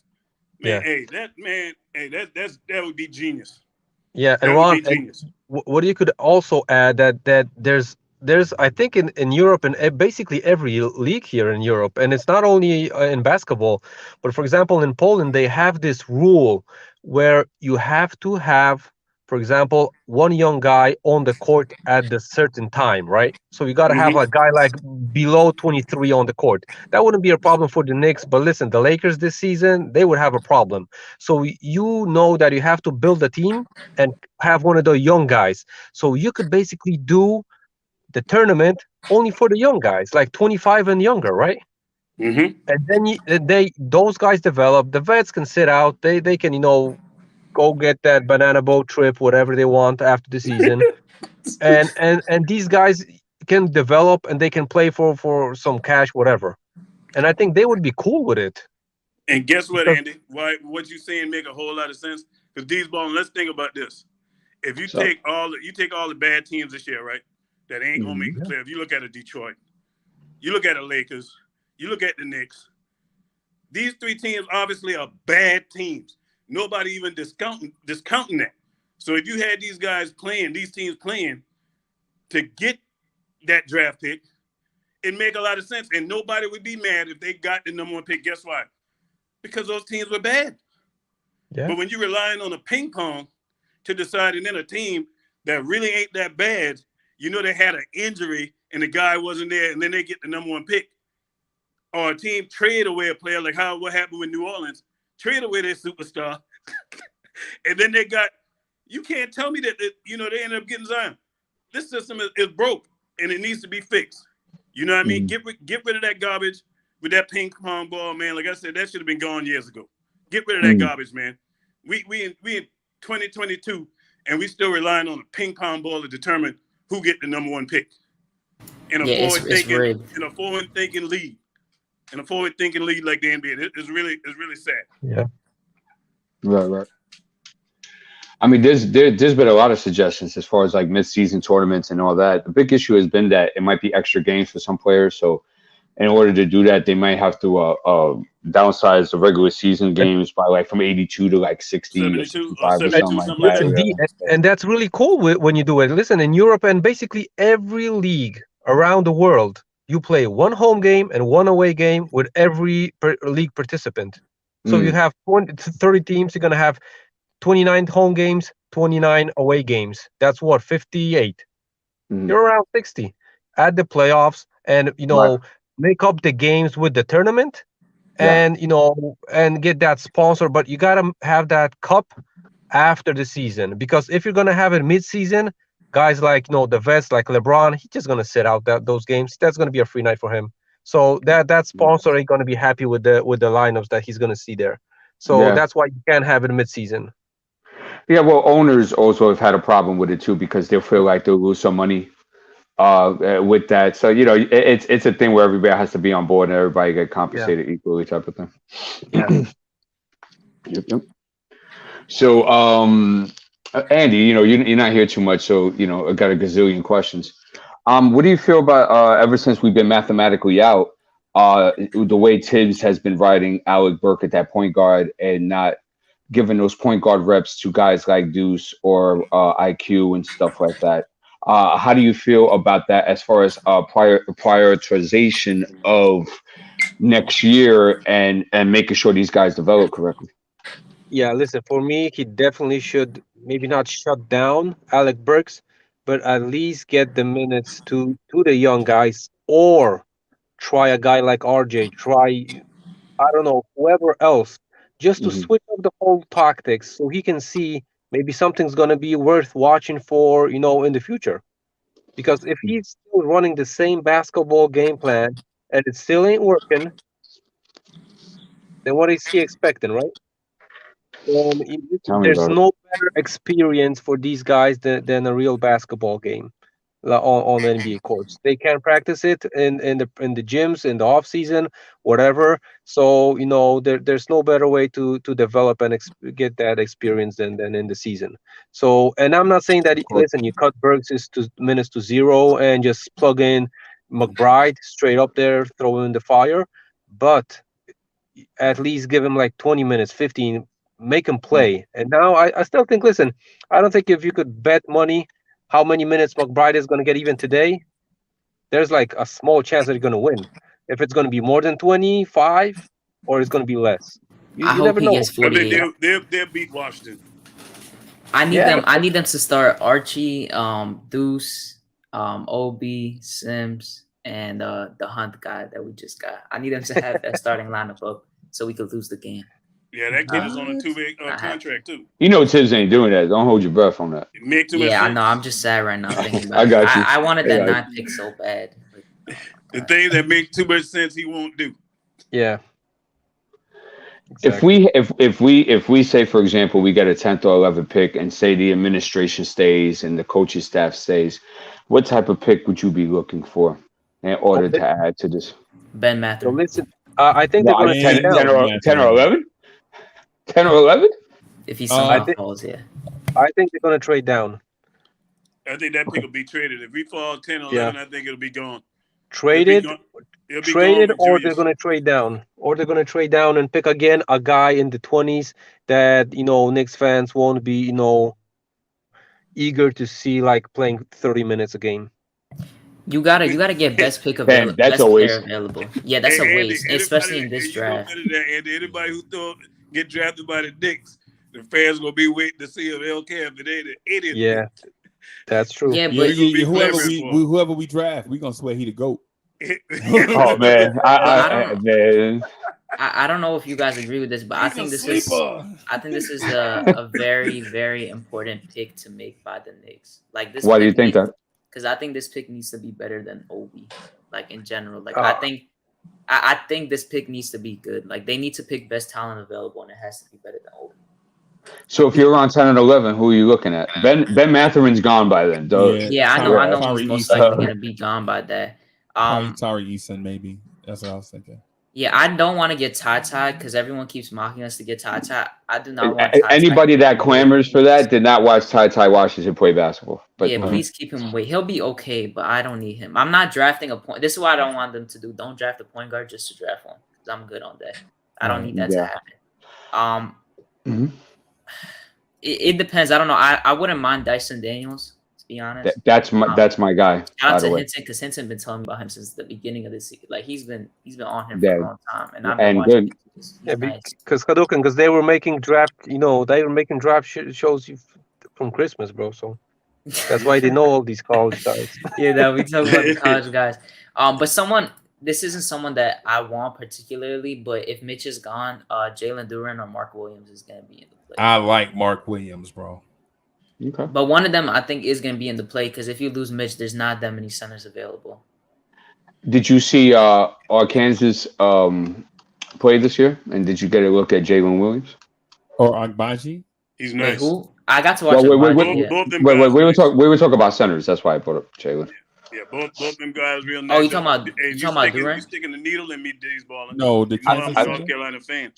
I'm talking about Jalen Williams from Arkansas. Nah, I didn't watch Kansas as much this year. Oh, but I did get to watch Okabaji. Okay, gotcha.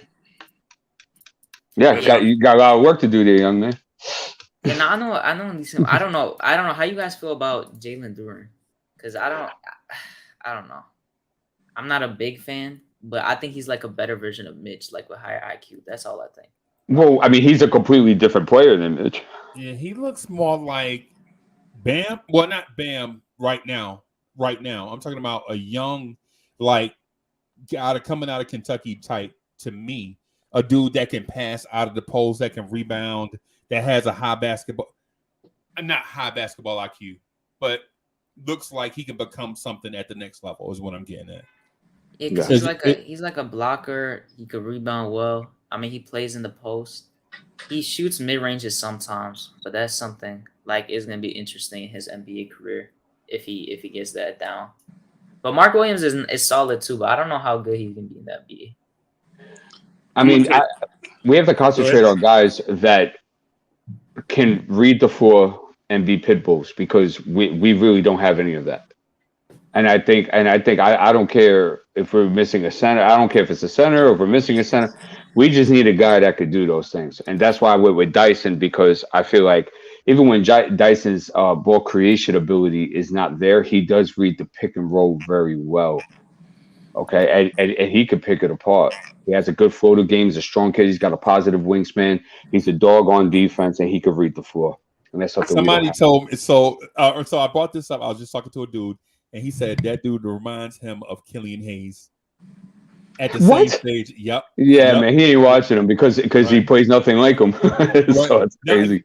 Because the scouting report on Killian Hayes was he can't go right because he's a lefty. He can't go right. He's got high upside defensively.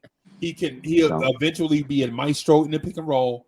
And I was like, man, he was called Mini Harden. I don't know who gave I don't know who gave that draft assessment, because that was not the draft assessment on him. Nobody else may be looking at their draft assessment. I'm a put. Okay, so I have a source, Jonathan Gavoni from ESPN, right? That's who. As a matter of fact, I'm going to try to find it so I can put the link in the chat. Yeah, no doubt. Yeah, it could be Jonathan Gavoni. It could be Mark Schultz. It could be all that. Killian Hayes had a really hard time reading the floor overseas, so that's why it's a weird assessment. But that sounded like a Chris Broussard assessment. And I think even in his first year coming into the league, if you notice, he had a hard time dealing with the physicality of the league too. You know Killian Hayes? Yeah. So he just doesn't know how to score in the NBA. That's his problem. He had a hard time with it. I remember Derrick Rose was talking about how he was having to tell the kid, hey, these guys coming for your lunch, man. They coming for your lunch money. Right. You're a high draft pick. You got to play like it. If somebody got to talk to you to try to soup you up. Yeah. Frank Ntilikina is what this kid is. Nah, don't do that, because Killian is actually a point guard. Like, he has good playmaking skills, and he just needs to learn how to score in the NBA level. And his defense is pretty decent too. Yeah, man. Hey, fellas, man. Hey, I'm gonna run CWC. I see you, boy. What's up, man? AKA the Mask. Hey, man. Yeah. One thing. You talking about you don't want Bronson to New York? No. Why not? No. I'm with you. Hey, you ever heard of Fool's Gold? No. He got something on right now. You want to pay him $20+ mil too? I'm not doing. People are overrating him. I'm not getting. I'm gonna tell you why I'm not doing that. Because at Brunson's ceiling right now, we got Deuce, and I think Deuce got the ability to be better than him or equal to.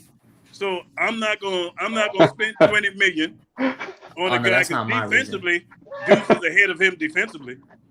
Yeah, but that's all he's ahead of. Nobody can dispute that. That's all he's ahead of, though. So, all right, check this out. I mean, and the kind of money this guy they're saying he gonna get, I don't want that. And then it's easy to look good when you're down there in Dallas too. Everybody don't play good when they come to New York, and we even seen him up close and personal in New York. He didn't look too hot to me. And that was just one game. That was just one game. And he had a foot injury there. I ain't gonna make no excuse. Hey, if you playing the game, you ain't injured. The reason Nah, man, don't do that. Don't do that. Don't do that, Ron. That's not true. Hey, Freezer, what they tell you? If you can play, don't bring up the injury now. If you can play it on, hey, if you hurt, stay on the bench. No, that's not fair. But the reason I don't, I'm competitive AAU basketball, and there's games that I had that I wasn't the same because I had lingering injuries. You can't make no excuses. Hey, I lost the game, but I was hurt. You lost. Don't bring no excuses. Nah, man, that's. He's just another combo guard. That's why I don't need him. I can't pay that. You talking about Brunson? Yeah. I think that's less of the Knicks front office and more of the Knicks, the New York media connecting the dots. Yeah, I think they're connected because what happens is in New York, and y'all know this, when there is no true story out there, the media has been known to make one up.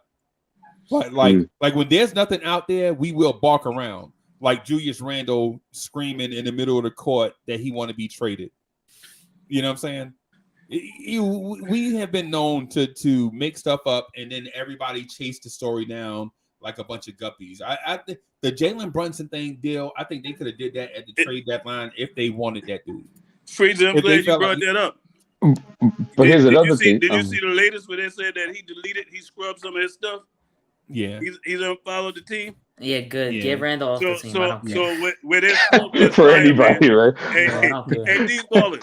Hey, what I'm supposed to say when they ask me if I asked for a trade? Yeah, exactly. I don't know.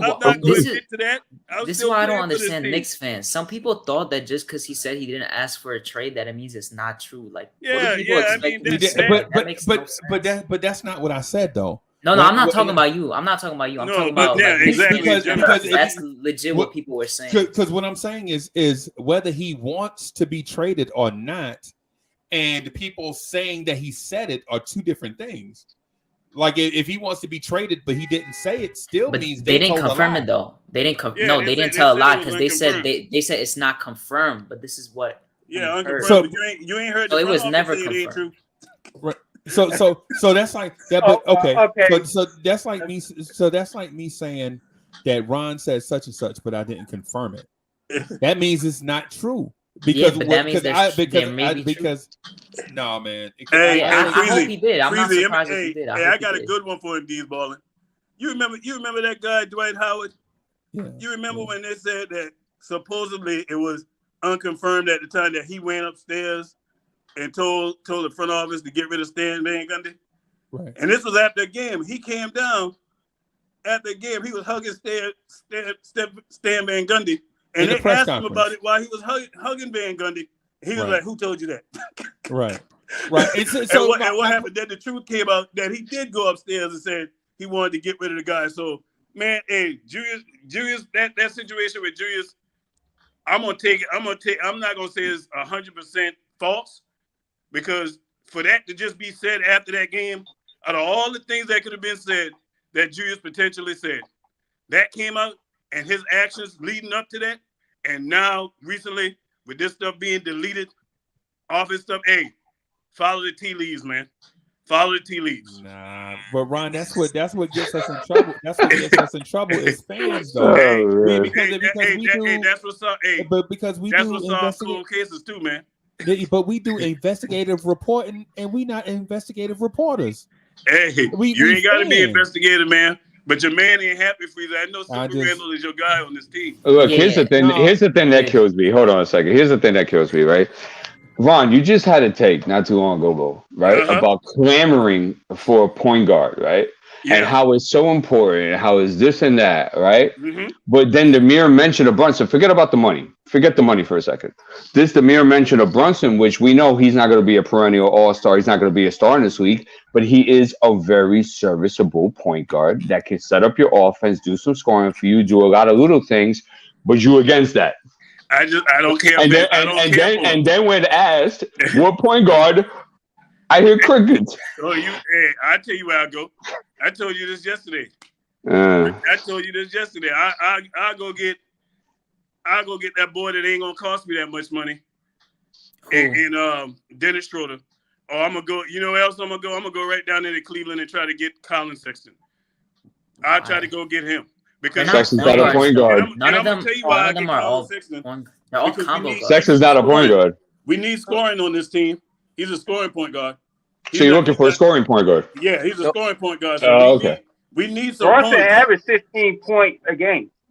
Yeah, but but that's playing. He don't. Hey, he averaged 16 points a game. No, Freezy, that's not true. He scores on his own too. You ever heard the phrase, man? I didn't say that. No, because you were about to say it. I heard the way, and I don't even want Brunson. No. What I was about to say was they have Spencer Dinwiddie. That's what I was about to say. Come on, man. You about to do me like Randall. That's no, I don't even care because I don't want Brunson because I think I don't need another combo guard. Like I'm tired of combo guards. I want to. That's why I want a point guard. Yes, I want to. That's why I want Halliburton so much. I want that type of point guard. I love how the narrative and choices change from one week to the next. Fantastic. Go ahead, Sido. What was the narrative? Well, when Luka wasn't playing, Brunson would average 20 points a game without Luka. Yeah, take that. We know he can score. And his ball usage is towards 30, by the way. Hey, but look at it. No, my bad. 27. Look at that Dallas team, and then you look at this Knicks team for what you're gonna need from that position, really. So it's just it come back to CWC, man. We all got different taste buds, man, and my taste buds ain't feeling Brunson like that. That's all. Yeah, my taste better though. I ain't saying he no trash player because I'm not gonna do that. I'm not one of them guys that gonna look at a player's numbers and say, oh, just because I don't care for him on the team that they trash. I'm not gonna do that. But it's just like when we was talking about the whole Andre Drummond situation. You know what I mean? You remember I told you that. Yeah, you talked about Andre.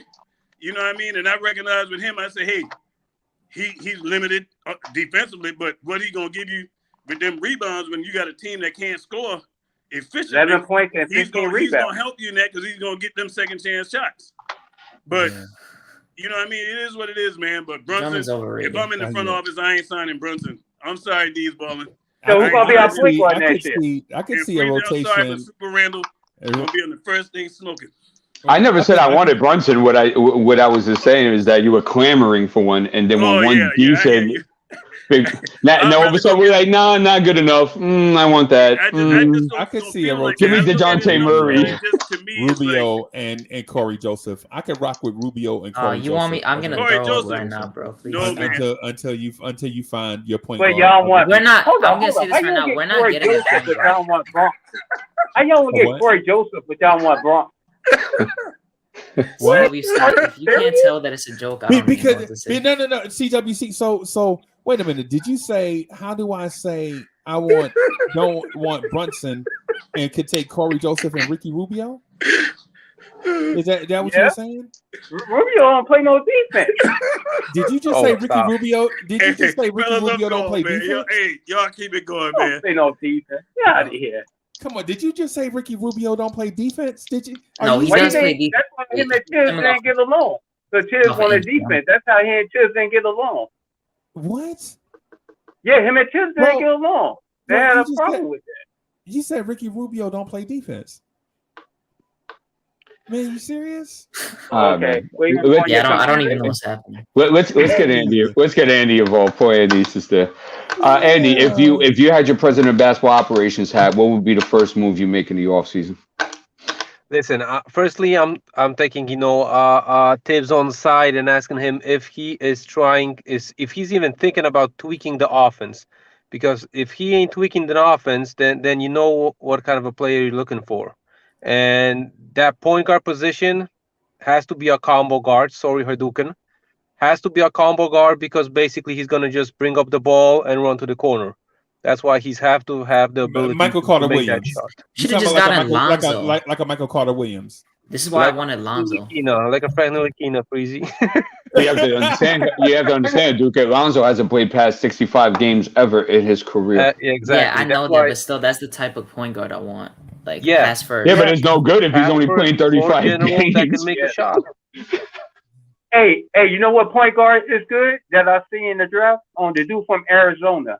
I can't pronounce his name. He remind me of D Wade and Roselle. The dude from Arizona, the point guard. He's not a point guard. Are you talking about Benedict Mathurin? Yeah. He's not a point guard. Yeah, he's nowhere near a combo guard. Well, Shit, He's not everybody's even a a point. combo. He's just He's a more like two. a 3-2, but He's not a combo. He's just a two. he can play 3-2. But Yeah. He gonna have to play some. He gonna have to play some three in the NBA. Some of that. He'll have to be a wing player. He fit too. Yeah. Oh, I know. We know who. Yeah, trust. We know who Ben Matherin is. Yeah. I did my homework. I mean, you just called him a PG, so I can't. I can't. yeah. So Andy, so as the first move, right? So you're gonna get a combo guard. Is that what you said? Yeah. Listen, if I rather have any kind of a combo guard than Alec Burks at this point. Hey, no doubt. Andy, your first move. Let me tell Andy what your first move should be. Andy, this: you hire Terry Stotts and Dwayne Casey to sit on your bench. Those are your first moves. Dwayne Casey has a Dwayne Casey's going back to the Pistons. He ain't leaving the Pistons. You think so? I'm thinking that the dude's not gonna last. No, I think he'll be fine. He's done a great job developing those guys. Yeah, I don't he's think not fine. They don't have like they're just not ready right now. Yeah. I'm cool with that. Terry Stotts though. Listen, Terry Stotts though. Hey, your offense will look real nice with Terry Stotts. Right. And if not, bring back Caleb Canales. So I'm going Terry Stotts, Caleb Canales to sit on your bench. Yeah. Right. But as assistant coaches, right? As assistant coaches, yeah, that's what I'm saying. That's what I'm talking about. If you have Terry Stotts as a coach, he's just gonna play no defense for you. Just get all players that have no defense. Yeah, and Terry Stotts, Terry Stotts' thing is you will develop guards under Terry Stotts, though. Guards will develop, right? No doubt about that. Yeah, and so if you have guards right now that are not developing, and guess what, Knicks fans? But if you bring in Terry Stotts and Caleb Canales to go with Tibbs, I think you won't have a perfect balance because ultimately Tibbs is the ultimate decision maker. But at least you have other ideas in the room. You know what I'm saying? All other ideas on the bench. But Freezy, my question, and I gotta bounce. Do you guys really think that the young guys, guards, not guards, aren't developing under Tibbs? No. Not to the rate it should be. Because I'll give you a perfect example. RJ Barrett, when you watch RJ Barrett play and watch an RJ Barrett Duke game, and then you tell me how far he's developed in this league in 3 to 4 years. You tell me Mitch has been there for 2 years and he ain't got a hook shot, he ain't got a drop step, he ain't got an inside pivot. I'm putting that on Mitch though. I'm saying you got to put down the organization as well. I agree with you, Mitch, and organization. It's a two-man thing. So I will continue to ask these questions until I actually see some real development being sprouted from somewhere. Right. Yeah, you can't just develop who you want either. You know what I'm saying? You're supposed to develop everybody on the roster. Right. No, we get that. And you're talking about big picture stuff. You're saying you can't sacrifice a playoff push for development. And Tibbs basically is not going to sacrifice development. I mean, sacrifice a playoff push for development. I get what you're saying in the big picture. But what I'm saying is you have to put 2 offensive guys on that bench with Tibbs if you expect for Tibbs to be successful next season. You have to. I know who Tibbs is developing, though. He's developing Alec Burke. Alec Burke. You know how I know? Because he's playing the point guard that he hasn't barely played throughout his whole career.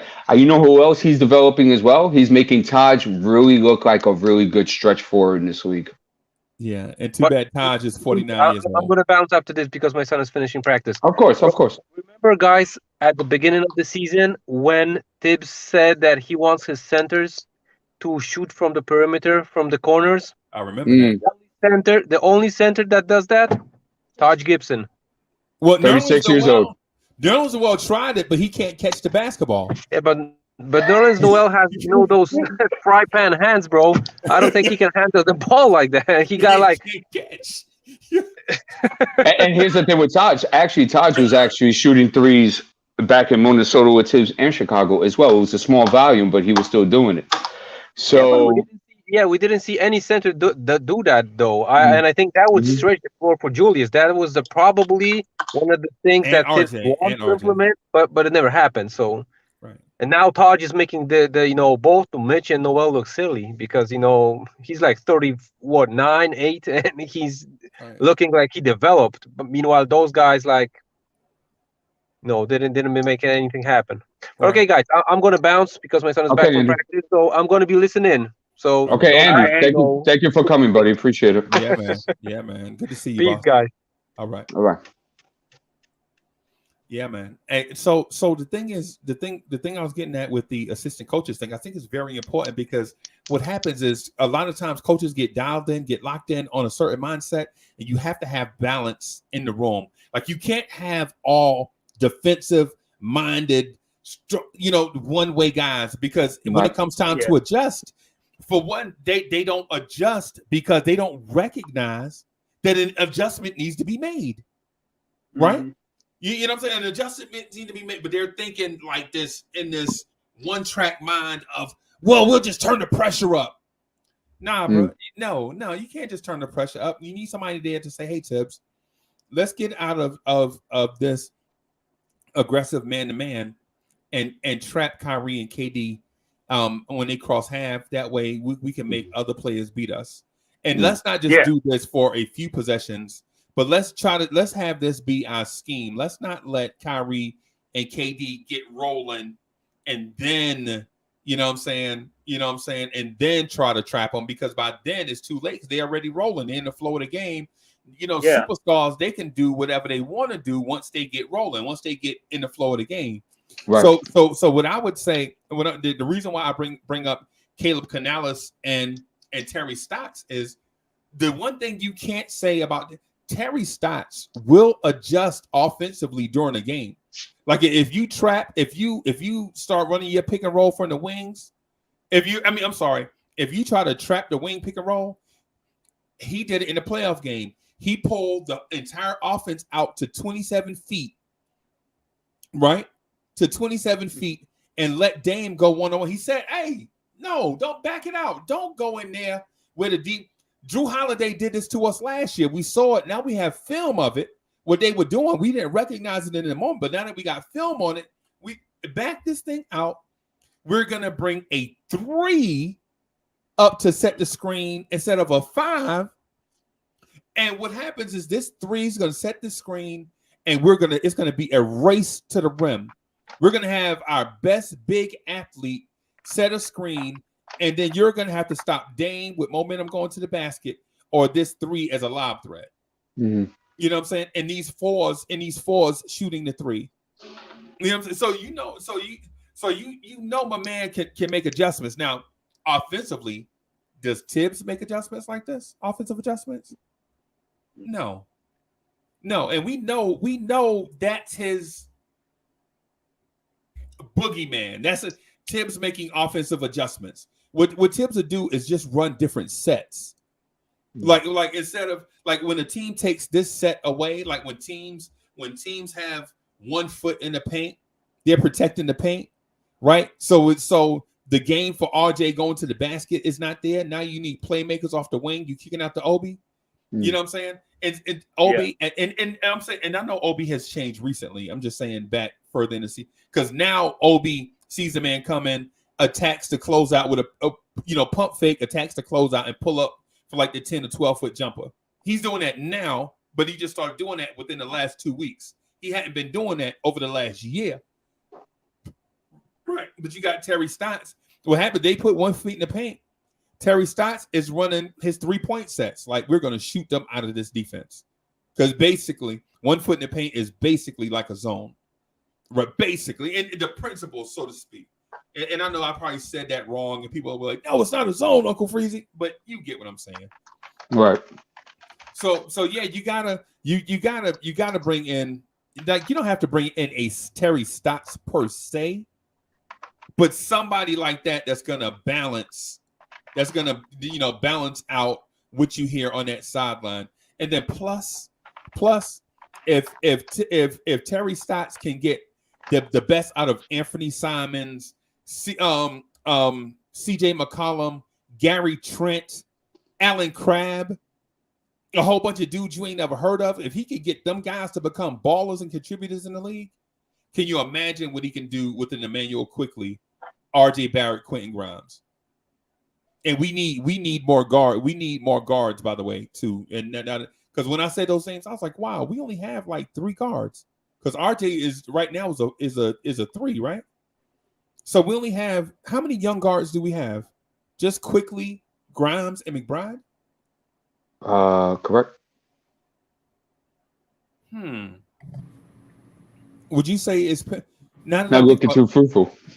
Yeah, would you say it's paramount for us to go out and get another young guard? It depends on their talent. I mean, we're gonna have to cycle through them into something pops. We're getting a position that we already have this draft either way. So I mean, it's gonna add on to it. And people that have concerns about the logjam on the perimeter is like, dude, if we could bring in somebody that could really make an impact, who cares about the logjam? Because if he's an impact, he's going to be at the top of the pecking order to the logjam anyway. Yeah, what logjam are people even talking about? Because if you're bringing someone in, it's definitely going to be better than someone we have. Right. And there is no logjam because, for one, we don't have an all-star. So what are we talking about logjam? There is no bottleneck. There is no logjam. There's no traffic at these positions, bro. No, not at all. You know what I mean? And not to a potential top tier or next to top tier talent. Hell no. If Ben Matthew was to come here, we'll be sitting back like, so when the hell he's starting? Right. Off rip. I don't want to hear this, Burks is my best option right now. And, Evans set the 3-point record last year. No, start Ben Mathurin. This shouldn't even be a damn discussion. Right. Yeah, man. Looking at our prospects going for, and I'm talking about the prospectus, I guess. Looking at our prospectus, you're right when you make the point that regardless where we pick, we have to make sure we make a fruitful pick.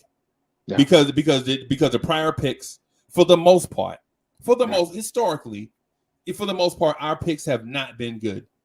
Whether you're talking about the Hardaway pick, the Jerian Grant pick, the Frank pick, the Knox pick, you know what I'm saying? We have to. I think it's paramount that we knock this pick out of the park. And if the Knicks trade back this year, in a weak draft, it shows you that these guys have no idea what they're doing. They're valuing veterans over top-notch talent. 2 things I want to say, because you made a great point. One, I've always said top-tier talent, elite talent is draft, minuscule. But it's a great fit draft. Right. And we're really going to see what organizations are really about and how they develop their teams. Right. That's one. The skills are going to be on display. Yeah. Like, I could see a lot of guys being role players on a lot of teams this year because they're just those type of guys this year where they fill certain needs that teams need and they do it well. Well, I think Keegan could be better than that, but I think he's one of the few that are outside of that. But another thing I was going to say, oh yeah, definitely. Come on, look, man, I'll have a conversation with that another time. But another one too is about the fruitful part, right? If you ain't ate in 5 days and you see some food come across you like this, what you gonna do to that food? You gonna eat. You gonna ravish that thing. That thing gonna look like you ain't gonna eat the plate. Right. I'm gonna do that to some cucumbers in a few minutes. That's where we're at right now. Where and people can say we have talent on this team. Okay, that's all well and good. In my perspective, we really lack elite talent. We don't have it. We don't have top tier talent. We are hungry for this. So if you get a 12th pick and you have the chance to get somebody that's going to be an instant impact and somebody is going to contribute, right? And somebody that's going to go ahead and be something for you past a rookie contract, you take that in a heartbeat. You don't even think about it. Hey, let me offer you this. Right? I'm just going to throw this out there and you tell me what you think. If this draft is what it is, do you consider consolidating a couple of young players for a player out of last year's draft? Like, do you consider do you consider 2 guys, maybe 3 guys, 2 guys out of this draft for a James Bouknight? What guys?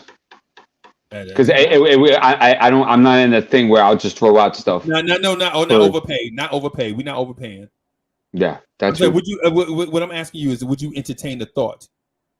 I'll put it to you like this: if I had the chance to pick a book night, and all I had to give up was like Deuce at a round pick and a draft pick, like a second rounder or two, I'll take it in a heartbeat. I wouldn't even think about it. All right, I would. Yeah, I would definitely offer Charlotte. Say, I would offer them if we finish at say if we pick 12, I would offer the 12 pick. Okay, for sure for book night. Yeah, and I know that sounds like a lot, right? That sounds like for James book night. Are you crazy? He didn't play a minute in Charlotte, right? I get it. I wouldn't do it for the pick for this reason, because I still need a guy that can play stellar defense, be a pit bull, right, and be able to read the floor. And although Book Knight is young and he is a gifted scorer, he's just a gifted scorer. He doesn't read the floor well, and his defense ain't worth the crap. so that's why I would take. He's not as big as what I thought either. He's not as big as what he looked like at UConn. Right. So that's why I'm saying I'll give up potato chips for it, especially if Charlotte's not going to play him, which I don't see them playing him in a foreseeable future. Right. So, why would Charlotte not do that and get a draft pick out of it? Right. And then I could go ahead and get somebody that I could use for about 20, 30 minutes a night and see how well his scoring does throughout his rookie contract. Right. Because I have him in the same. I think of him and Cam Thomas the same. Right. Yeah. And they might be different. Like one might be better than the other, but I think of them as somewhat on the same type of whatever. Yeah. Here's the other thing. When you consolidate, when you move your veterans, what type of veterans are you looking to backfill with? Yeah. Good question.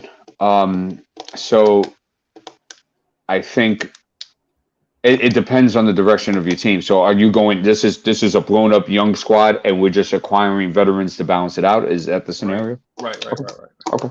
Right. I think you're looking for veterans that know their role, know how to fulfill their role, and know how to do it in a team setting. So guys like John Wall are out of the question. Yeah, no. I'll pick up his contract just to have it on the books and never play him. Right. But that'll be 2 seasons in a row that he hadn't played. Hey. You should have taken the buyout, bud. Yeah. I'm supposed to play you and mess up chemistry and potential development of my young guys because I'm gonna go ahead and hear your violin story and cry me a river. Now I ain't got time for that. What about Al Horford? See, Al's nice because he's doing it with Boston, where he just fulfilled. Hey, what do you need? Okay, got it. And he's always had positive vibes on tees. Nobody's ever had a problem with him and stuff like that. So yeah, that's a good one. The only thing I think he's hella expensive. Am I correct? Very. Yeah. So like 25 to 30. Yeah. No. But at the same time, you would be getting an asset from Boston in order to take that. Well, no, not next year because he'd be expired contract. Yeah, that's right. Right. Yeah, that's right. So, but I like where your head's at though, where like you want to pick up these vets. Like for example, people give Alec Burke a lot of crap, right? And I don't think it's Alec Burke's fault. I just think he's a good soldier. And Tim said, Alec, I want you to play point guard. And Alec said, hey boss, whatever you need. That's what I'm here for. And so I think Alec is a good example of that good vet type of teammate because he'll do whatever you ask him for. He's got good vibes with the team. Everybody likes him, stuff of that nature. Right. Right. No doubt. And so I guess what I would be getting at is the reason why I would want to move Alec Burks is because I have to make minutes for Cam Reddish. It's back to the question one, right? Who do you move in order for Cam Reddish to get minutes? And when we got Cam Reddish, the question was Alec Burks, and we're back to that point right now. Do you sign Cam Reddish? Yes. And do you give him the qualifying, or you give him something more? No, the qualifying offer is something ridiculous, right? No, it's actually very cheap. But my problem is I don't think Cam is going to go for it. That's the problem. He probably ain't going. I'll offer Cam somewhere like 16 mil a year, something like that. Because I'm looking at upside, But and not what he he's done in proved the league. himself yet, though. Why, because you're making, it's called an investment, WC.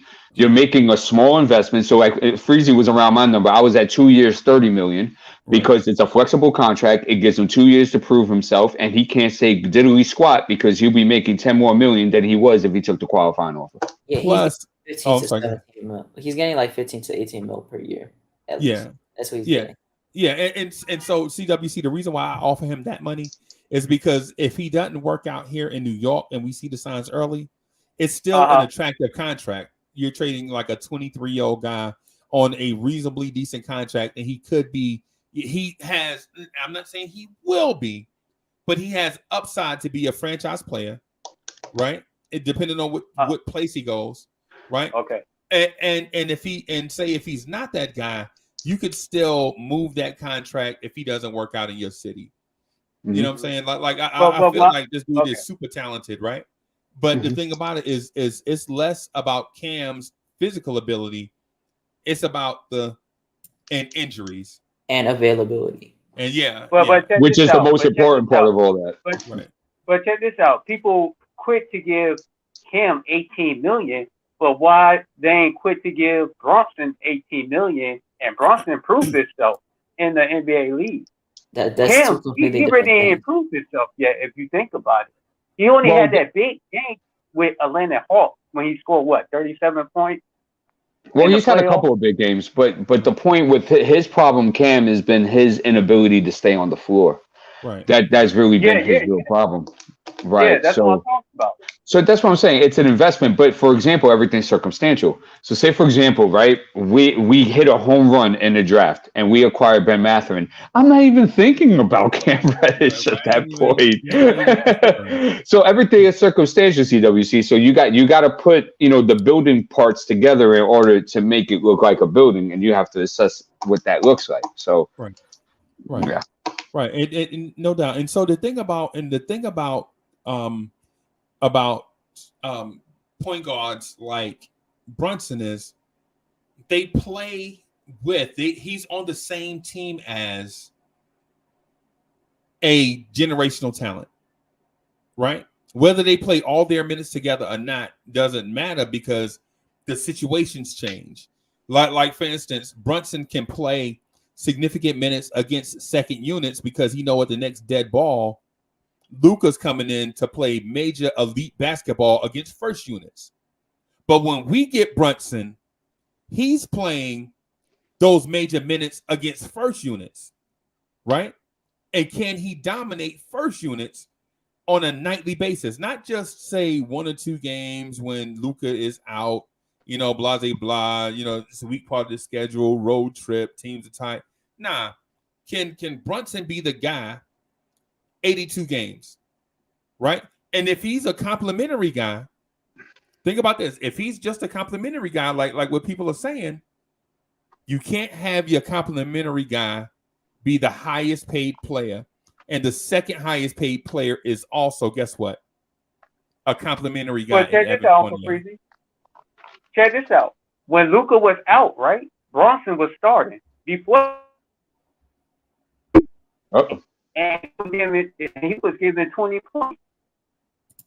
Okay. Again, CWC, when Trae Young was out, Cam Reddish was averaging 18, so can't really use that. Yeah. Because you just killed your own team. When Luka wasn't playing, he was averaging 20 points a game. But when Luka was playing with Bronson, he was averaging 15 points a game. The reason why, because the ball is in Luka's hand all the time. Well, that's the right place to be though. So right, and so I'm not knocking Brunson as a player, right?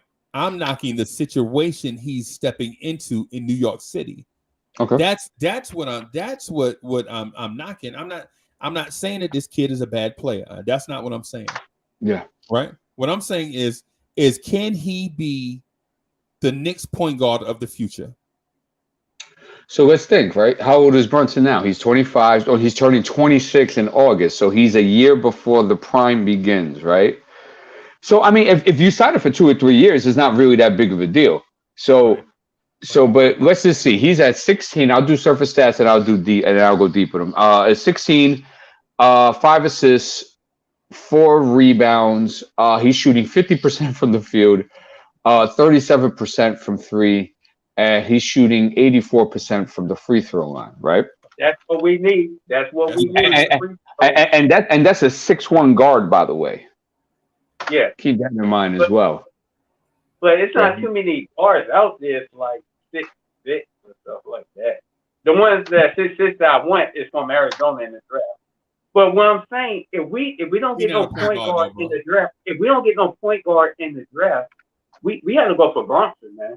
Quickly, and Burks can't be our point guard next year. We're gonna be in the same. We're gonna be in the same boat, like yeah. So look, at the rim, he's 6'1". At the rim of 200 attempts, he's shooting 68% at the rim, which is top at the guard. He's like top 5. At the mid range, he's taken 544 of them, and he's shooting at 50%. Okay, and at 3, so this is all threes. He shot 236 of them in total. He's shooting 37%, and from the corner, which he has taken 76 of them, he's at 47%. So the question becomes that you guys could be, we don't want to. But my question would be, is this: name me a guard at that position, a position that we've had in the last 20 years that's been that efficient. And this ain't. He's done this. He did this last year too, to a certain degree as well. So. Right. So, but the thing I would challenge that with is the types of offense and the floor spacing. Like what offense are they running in Dallas compared to what are the Knicks running in New York? Is he going to get those same opportunities? What offense are we running? I don't know. It's definitely offensive. That offense is offensive. You know what I'm saying? Look, and so that's a great analysis, right? Would Tibbs and Brunson work? Right. Right. Not sure. No. Because Derrick Rose, we don't know how many games he's going to be playing next year. It will work. Right. My bad. It'll work. What's up, Cully? What's good with you? Salute, my guys. What up? Yeah, man. I think it'll work. You know why? Brunson doesn't really get hurt, and Brunson can play point guard. However, I don't know if he would be the savior for this team. But him being healthy, him being available, he gets into the paint. He plays defense as short as he is. I mean, he's about 6 feet, 5'11". He does play defense. Villanova tough. Yeah. Wait, how tall is he? Diaz Bone? 6'1". 6'1". Yeah, like he's a shorter point guard, but he does play these tough. Villanova tough, like you said. I will say he probably would be to Tibbs' liking. It's just, I mean, now as far as it working, I don't know, but I think it would in a sense. I just know Tibbs would like him. Well, here's the whole thing why I asked. It's because with Brunson, you need a lot of movement in your offense for him to be effective because he attacks closeout very well. And with his 6'1" frame, that gets him into the lanes. And then as far as him working out the PNR, for example. So that's why I asked that. With Tibbs' offense is very stagnant. It's very everybody standing around type of thing. After an action's ran, guys to sit in the corner. That doesn't fit Brunson very well. Right. I mean, well, that, you know what? That would depend on who he wants, who he trusts to be his playmaker. If he wants Brunson to be his playmaker and you can put guys in the corner, then it probably would work. Yeah, and most fluid, high scoring offenses generally don't have one guy stay in a corner for the entire offensive, offensive set. Nope. Right. And so what you do is you stretch the defense and get defenders to turn their body to create passing lanes and driving lanes. But the Knicks don't do that. We do that with 3 people, right? And so 2 guys are always spotted up, which means 4 guys are generally defending 3. And we don't want, if we get Brunson in that 4 guys defending 3 scenario, I don't think a 6'1" guard is going to cut it. And so if you get Randall, so for instance, you trade Randall, you bring in an offensive guy like Terry Stotts, that is like the point guard whisperer or the guard whisperer, so to speak, and then you have Jalen Brunson. then I think you may have something to work with because we noticed that the offense moves more fluidly without Julius Randle. In the majority of the time. I mean, the game against Brooklyn, they reverted back to whatever it was that they were doing before, but against a bad defensive team. But for the most part, we can envision the offense with more movement without Randle, and especially if you have Bronson, with RJ and Obi and Cam Reddish, come on, man, that'd be crazy. Okay, I can agree. Okay. So I guess the point is with Brunson is this: when was the last time we had a point guard that could do stuff like that? Might have been Raymond. Might have been Raymond Felton, man. Who knows? And I think he better than Raymond. Yeah, he is better. Skillful wise, he's better. Right. Yeah. So, I like Raymond too, but skill wise, yeah. And we don't have to give up too much to get Bronson either. So I'm saying that if we strike out in free agency, which we most likely will if I was a betting man, and if we get around the 10th, 11th, the 12th pick, I'm saying that Brunson might not be a bad idea, especially if you sign him to a short contract. Right. Yeah, if we could get that guy from Arizona, that's what I want. That'd be good. So what are you talking, CWC? What are you talking about? Thinking sign Brunson? He's just focused on Ben no matter what. If we strike out on Bronson, right? No, that's not what I said. Again, nope, that's not what I said. I said that if we strike out a free agency and we get the 10th, 11th, or 12th pick, and we end up with Brunson and sign him to a short contract, that will not be a bad thing. Oh, okay. My phone. No, it wouldn't be too bad.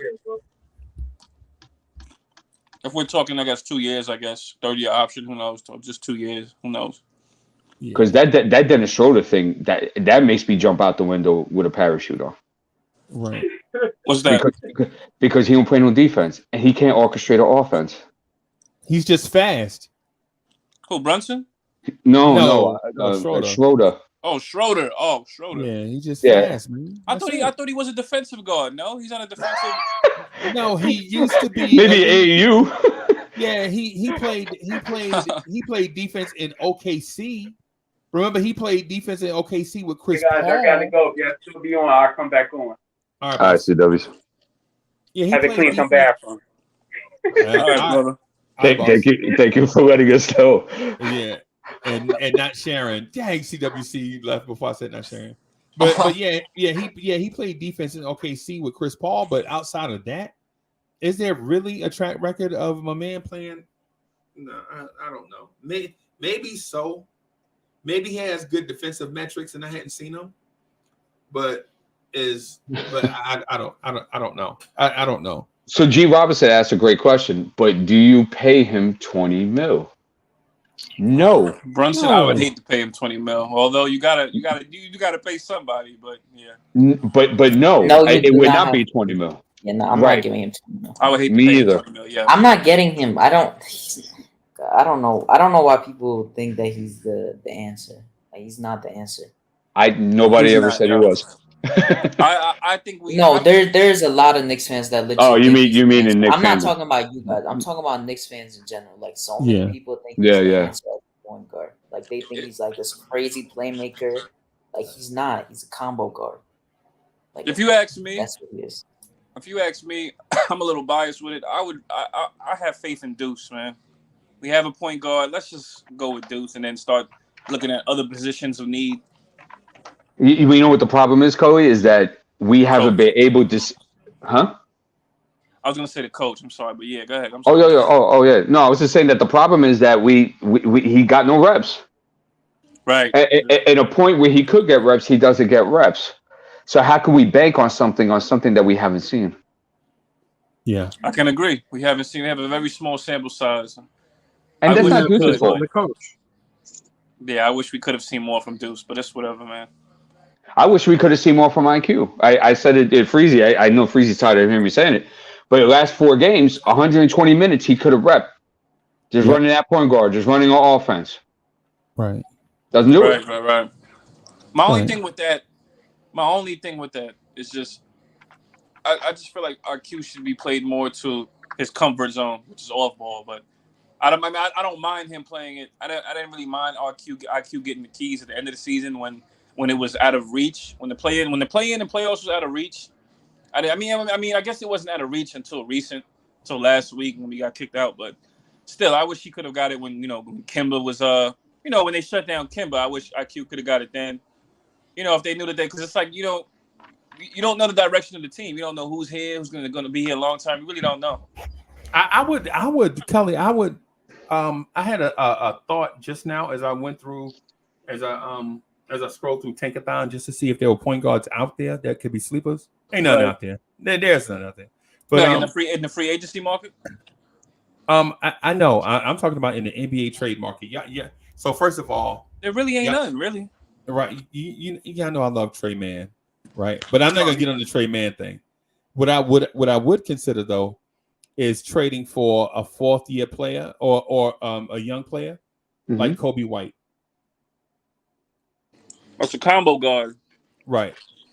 Yeah, but Kobe, he doesn't remind you of quickly. No, it's not even that. He doesn't get guys involved.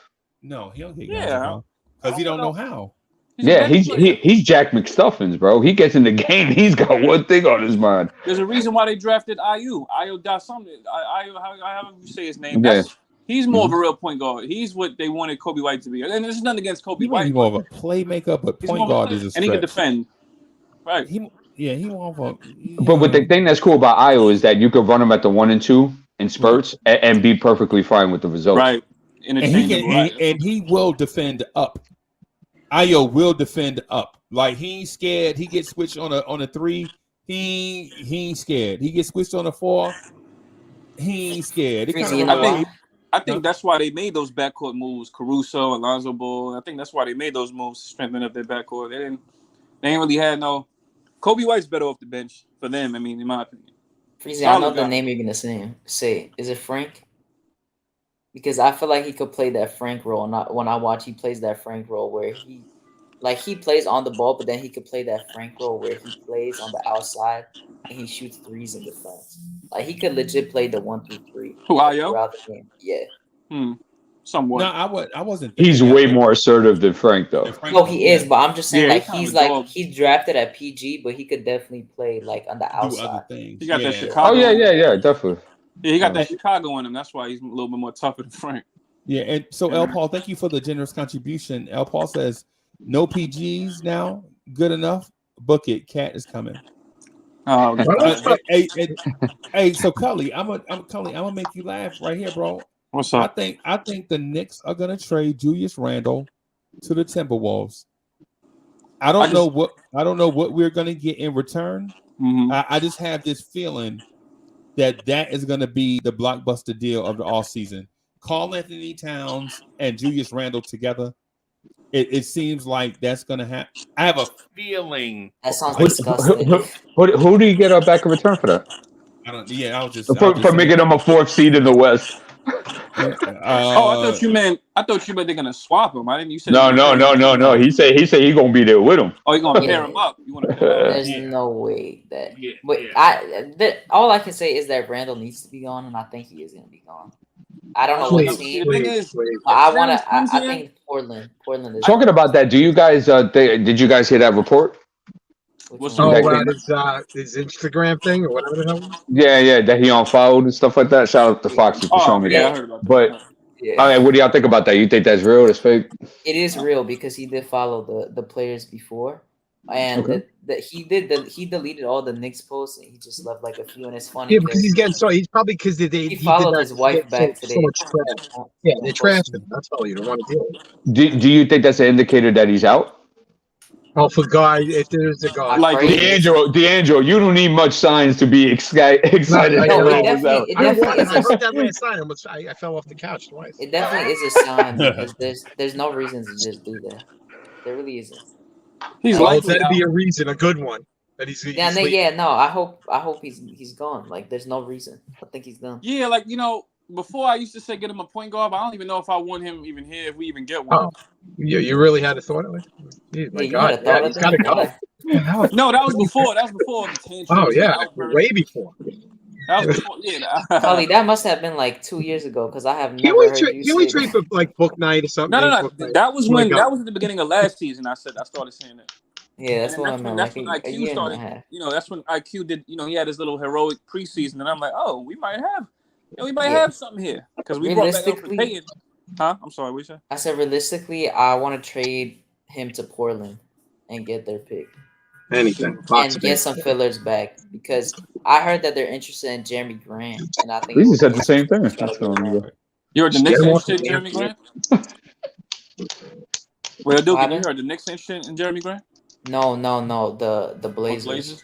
Oh, okay. I would love to get so book Randall night. Why can't unfollowed we Knicks trade Fan for him? TV and Macri. Yeah, that's what Manchild said, right? No, he legit followed. Yesterday he followed 2 people. Now he followed his wife back, which is funny.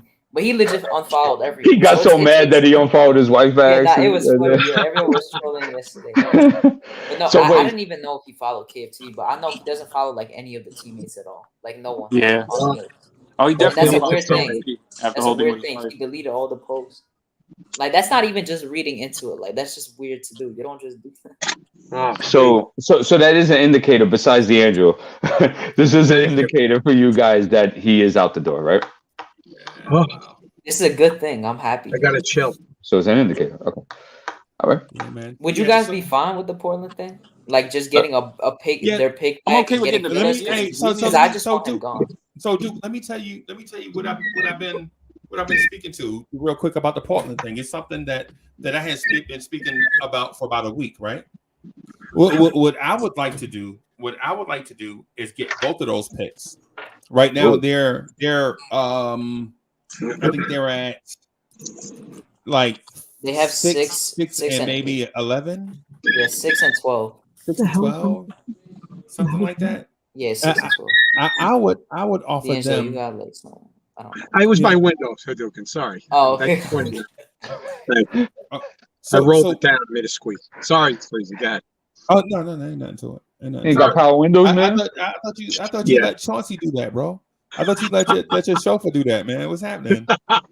God damn it, Chauncey! I tried. Chauncey got the day off. It's Friday. You gave Chauncey a 3-day weekend. Yeah, I did. How'd you know that? Yeah, I'm sorry to interrupt. My window. So here's the thing, dude. So it's like the double-edged sword, right? Because if you trade and get Portland's 2 lottery picks, right? Guess what you look to do? If you pick with those 3 picks, then you add 3 more kids to the 8 kids you already have. 9 is overseas, right? Or you could take these 3 picks, right? Trade into the 2023 draft where there is more top end talent, or at least save them for next year. So, you probably wouldn't be able to save them, but trade into the draft next year where there'll be more top end talent, and then that gives you a year to just play these 8 kids, and then go get a School Henderson or Thompson twins. Yeah, or something. Yeah, or Thompson twins. That's a group. That's a music group. It is a group. I was going to say. Easy. I want to know, what is your initial trade? Because you're not getting both of those picks, and you're not getting that 6th pick for Randall. The thing is, with the 6, you can get the 6th pick for Randall. I think because this draft is weak. Because nobody's telling me you won't do AJ Griffin for Julius Randle. Well, but here's the thing, Freezy. The thing is that don't forget. I was just going to say that they want to attach a 1st round pick with him, and you want the 6th. Said it himself. He said that you might have to attach a pick to even like trade. So we gotta make it. And then Jake L. Fisher. He's like the guy that does all the stuff. Who said that? I didn't hear you because people were talking. Bondi. The Knicks be right. But then the guy that actually does all like the draft stuff and whatever, like trading stuff, Jake L. Fisher. Right. You probably know him on Twitter. He said that basically that he has one of the worst like tradable contracts right now, like throughout the league. Like it's gonna be hard to trade it. So I don't know. I don't know about that. Yeah, the contract thing I don't know, but he is reliable. But the contract thing I don't know. But I still don't think Portland. The only thing that makes it undesirable is that it is his first year of the contract. But I mean, as far as the amount concerned, that's not too bad for what he does. Yeah, but I don't know how you're getting that 6th pick is just not happening. So don't look at it as 6 pick. Look at the 6 pick. Look at it as AJ Griffin for Julius Randle. Man, you take an AJ Griffin? Benedict Mathurin, man. Not for Julius Randle. Oh, okay, all right. You scared me there. That's a, but Shaden Sharp. Shaden Sharp, man. Go ahead, eat Freezy, my bad. Okay. All right, so let me look. So where's Tankathon at? So Tankathon has. Freezy, can I just ask a question? I'm sorry. What's up, heroes? I just want to ask one question. What pick did we give up for Cam? The 19th, technically. Yeah. It was like the 19th? But wouldn't that pick get pushed back though because they are above 500? No, I'm saying the pick that we gave up for Cam because we technically traded it for a first and then we traded that first again. Right. But it was technically the initial trade was the 19th pick. Right. Okay. All right. That's what I wanted. And I was looking for Tankathon doesn't specify. I was looking for Atlanta to see where Atlanta picks, and they don't have Atlanta picking. Oh, they have Atlanta picking 14, but that's with their pick. Yeah, that's with their pick.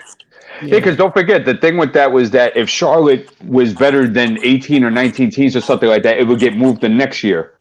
Okay. And then if they were better than 18, then it would be moved the next year. Right. And the draft gets worse. The pick gets worse as the years go. They got to be like a top 6 pick. Charlotte's in the playoffs, right?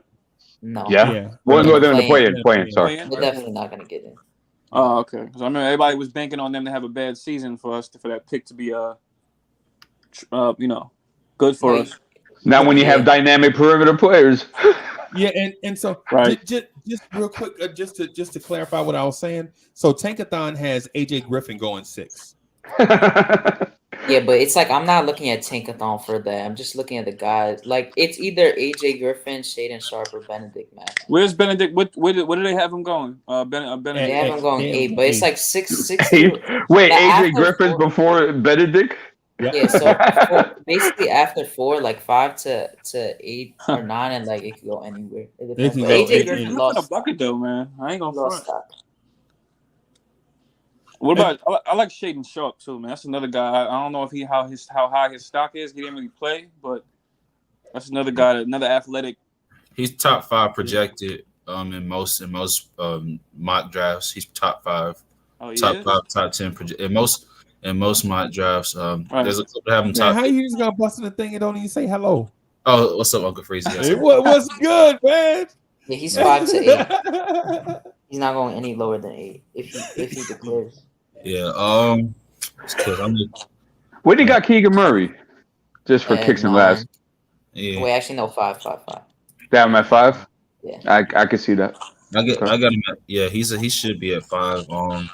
Yeah, I had him around 5 or 6. Yeah. Well, that works. What about Johnny Davis? No, probably like 7, right? 7, 9, 8. He's dropping. He's dropping. He he was in like a top 10 honestly, right now. Johnny Davis. My fault. Yeah, I'm sorry. Yeah. I'm done. I said like Johnny Davis. He was in like 5 through 10. Now he's in like 9 through 15. That's crazy. Yeah, and those things will, and so this order will recalibrate itself once these kids get back on the court and start playing against each other in workouts and all that stuff. Yep. You know, what happens is Tankathon and others have recency bias. Like the last guy they saw is always like the most impressive. To me, it's the reason why Ben Mathurin is the new hotness right now. You know what I'm saying? Right. And other considerations too to that is that they wait for like May when the teams get in order, and usually that changes around to it. And there's always an international player that creeps up in the lottery somehow from out of nowhere. Right. It's gonna be Daniels, even though he's from the G League, but he's technically international. I'm thinking Jovic might be that guy this year. Yeah, they put Jovic way too low. I don't know why he's at 27, but he's probably gonna be top 20. Have you ever seen who he plays against? I mean, looks like a bunch of rug guys. I don't know the guys, but yeah, I've seen because I know 2 people that are like big fans of him. Shoot. I guess. Okay. Of Jovic? Yeah. Wow. They like Jovic. Jovic is nice. So I don't know. Ethan likes him a lot, and Guillermo likes him a lot. What does he do? I'm sorry. Well, he's a 6'10". He's a 6'10" guy that can handle the basketball. He's got a herky jerky type of game. He's shown some potential to be a good outside shooter. He's very dynamic in transition. Half court, maybe a little icky right now. But when you watch him play and you watch these guys play, I'm not kidding you. It looks like something out of a Boys and Girls Club rec league. I'm telling you. So it's kind of hard to evaluate guys like that because you haven't seen him play against the best of the crop. Competition, right? So he's Denny Apthesia. Hey, I like Denny. Don't do that. I like Denny. No. When I say I'm not disparaging either, because this dude Jovic hadn't proven anything, and we've seen Denny play. No, but Denny played at a tough league in Europe, though. Oh, okay. Yeah. I'm not disparaging either. I'm saying for a player comp, somebody that's familiar. Yeah. No, I hear you. Faster, skinnier. Okay. Yeah. Is he faster or quicker? Both. Puvlevsky. Yes. Whatever happened to the other 6'10" dude from overseas that supposed to get drafted last year's draft? Nobody picked him up. I forgot his name. Nah, man, his club has got him locked in. It's some weird contract thing where it's like some ginormous buyout. I know the dude you're talking about because the Knicks were interested. That's who the Knicks should have got, or they should. But he went out on Twitter. He explained on Twitter the reason why he didn't get drafted is not because he was a bad player.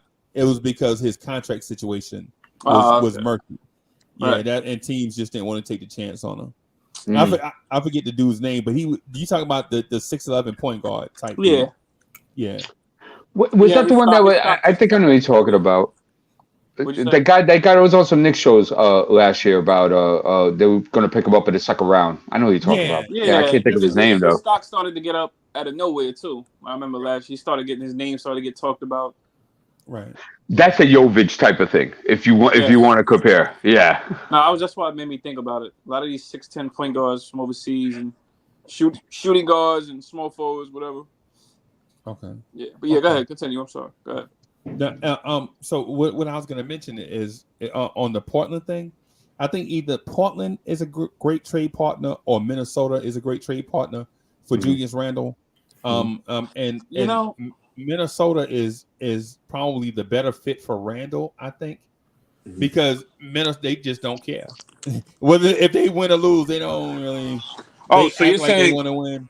But they ain't passionate like that about basketball. You know what I'm saying? They say they are, but they ain't really. I got a friend that lives out there, lady friend. She said, why they don't care about the team out here?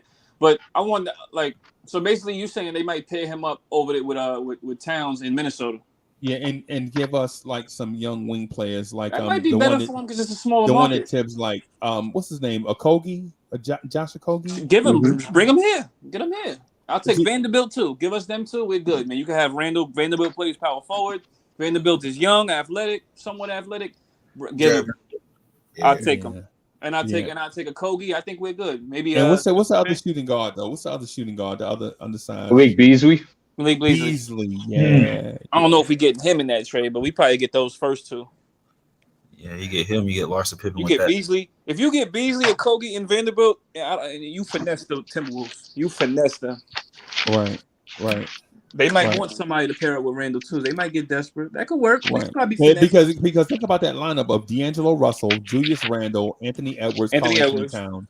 Right. And that team right there, it seems like could be a playoff team, and then Randle can fit into his natural role of third best player. And he could play with his boy from Kentucky, and he could play with his boy from the Lakers, with Russell. Right. Go ahead. Right. Take that. Make that trade work. Right. Maybe give us a second rounder. If you want to be nice, give us a first. All right, I'm dragging that part. But give me Vanderbilt. I'll take Vanderbilt and Kobe, man. That's some athleticism right there in the wing, man. I'll take that right now. You know what's funny is that I was thinking one day when Julius Randle, when we thought he was out the door, right? Or assumed he was out the door, right? I was working with some trade scenarios with the Fox man, and we actually had the Timberwolves as one of our destinations, and we said that we'll give up Randle and we'll get Malik Beasley because of the contract. Right. We'll take Jared Vanderbilt because we thought he would be a good backup power forward. And yeah, right. And I'm going to need 2 first-round picks. How do I have it here? 2 first-round picks. If I can't get the 3 first-round pick, I need 2 first rounds and an early second. Yeah. That's how much Julius Randle is worth. So you heard what Minnesota is giving up, right? So when you shift to Portland, we can't say that Julius Randle's not worth that much. You can't say like or you can say it.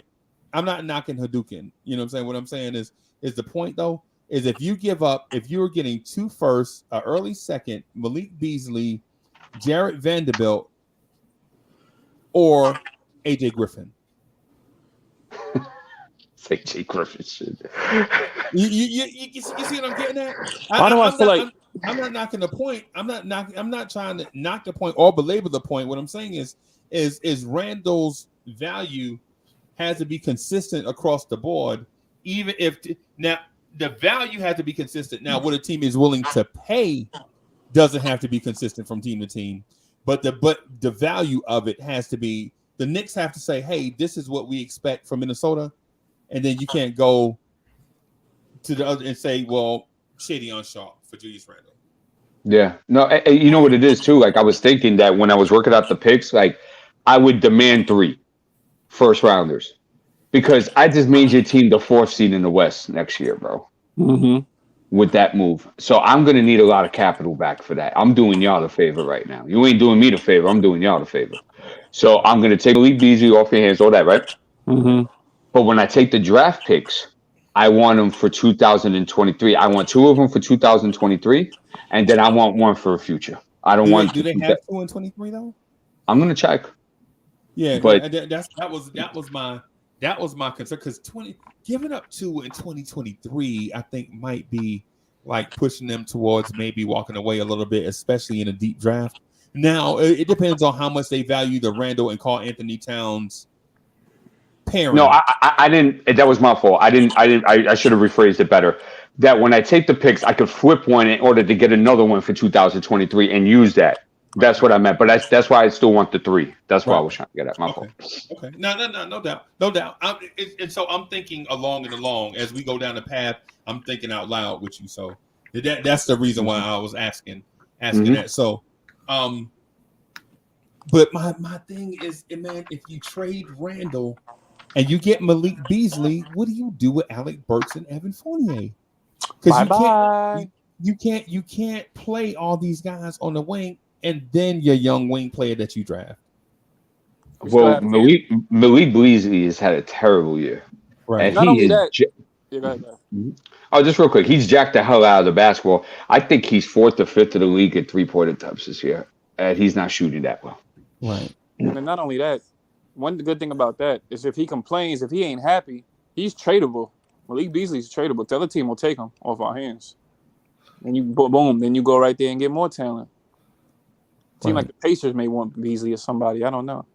Right. Still like on that young timeline, kinda. He's still like, was he 24? I don't know. But he's still kind of like on that younger timeline, if I'm not mistaken. And my thing too is with Beasley though. With Beasley, I don't want him to cut into Quentin Grimes' minutes, knowing under Tibbs they play basically the same role. Right. Yeah. Well, then he won't cut in. Then he'll get his minutes then. Yeah, he plays both sides though. I mean, Beasley is a good defender, right? And Josh Okogie. And Josh I like Josh Okogie. Josh Okogie may be the better defender. Yes, he is. I like Josh Okogie. Man.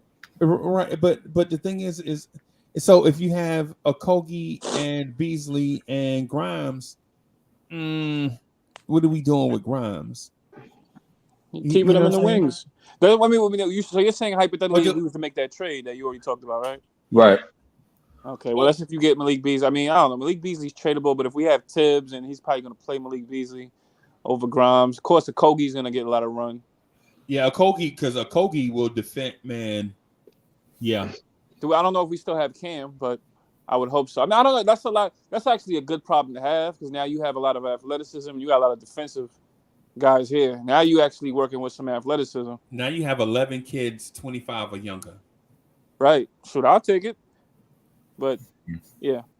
Well, here's the whole thing. If you get a Beasley, for example, right, and there's no need for me to have Alec Burke or Evan Fournier. Or Fournier, right? Because he's shooting 39% from the field, right, Beasley, but he's shooting 37.5% from 3.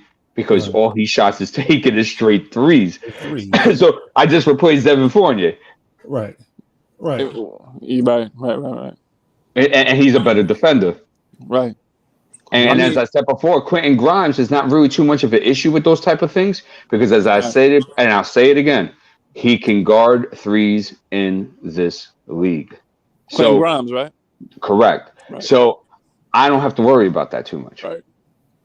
D-Poetic, you know what I do? If it's me, if I'm controlling it, if I'm controlling it, the first thing if I'm the man, if I'm the team president, the first thing I'm doing is hiring D'Angelo. No disrespect to everybody else. I'm gonna hire y'all too. I just gotta hire D'Angelo first. You do what you gotta do. Yeah, I'm hiring everybody, right? I'm just bringing in. I'm hiring D'Angelo first because he told me he knew where all the good restaurants was at. Right? You got to eat good in New York. You know what I'm saying? So that's and for those that ask me later on, like, how did D'Angelo get hired first? He told me he knew where all the good restaurants was. I mean, what? Where they call that, like a concierge or something like that, where like he shows you all the hot spots and stuff like that. Yeah. But the second thing I'm doing, man, is I'm consolidating all these kids, bro, because it makes no sense to have like 7, 8, 9, 10, 11 kids under 25. You know what I'm saying? And then you got 2 vets, you know, and Rose and Gibson. Some nights, some guys are just flat out not going to play, and it's going to hurt their development. Right. So what I'm doing is I'm taking Beasley and Vanderbilt and maybe potentially Grimes, maybe Reddish, something like that, and making a power play for a 125 and under superstar or guy that I think will be a superstar. And you keep the draft picks? And I'm keeping my draft pick. Yes. What? Yes. Because at the end of the day, the franchises use draft picks to draft players. Yeah, you know what I'm saying. So let's just we'll just cut out that middle process and just give them the player. You know what the problem is that I don't feel like anybody in our young talent pool. So let's say we did that, and that's our young talent pool. Right. I don't think that's enough to bring a top tier talent under 25. That's the problem. Brandon Ingram. He's gonna be 26. Oh, okay. How do you pry him away from the Pelicans, though? Because you offer all this all the talent. Because it's the Pelicans, bro. It's the Pelicans. The Pelicans are like that note on Mission Impossible. In such and such time, this thing will self-destruct. And that is what the Pelicans are, because when they had Chris Paul, they knew in such and such time if they didn't do something, they were going to self-destruct. When they had Anthony Davis, they got Anthony Davis with the number 1 pick. In such and such time, this such and such is going to self-destruct, right? They drafted Zion. The clock started earlier on Zion. In such and such time, this thing is going to self-destruct. So and so you go to them and be like, hey, bro, let me offer y'all something. Let me offer you some controllable assets where dudes have no other alternative but to play for you. Right. Young talent. Right. I have friendly pushback for you though, Freezy, with the Pelicans. They have a first-year coach in Willie Green that didn't have Zion Williamson throughout the whole year. Right. And only had Brandon Ingram, I think, for 58, 60 games. Right. And they're 9th in the play-in this year. Right. Respect. So I think they see this as like a good movement starting to happen and starting to go on. And also too, a guy for Chicago put this to my attention. They also are eligible and they're strong contested and grabbing the 4th or 5th pick this year. Oh yeah, they got LA's pick. I forgot. Yeah. LA has a 0.4% of keeping that pick. New Orleans has a 99.6% chance of getting that pick. 5. So let's just say they slide to like 5 or 6. There's something brewing there, and I don't see that narrative of it self-destructive. Not with a first-year coach that's been that successful. The thing that's changed was I don't know who got an echo, but the thing that's changed was when CJ McCollum got there. It allowed more control and decisive decision making within their offense, because before then they weren't playing defense. They still don't play a guy. They They don't play no defense. It's absolutely abysmal. But their offense, if you look at their offense, is so much fluid with CJ, and now BI's coming back. And I'm excited to see what they do in the play-in. I think they play the Spurs. Mm-hmm.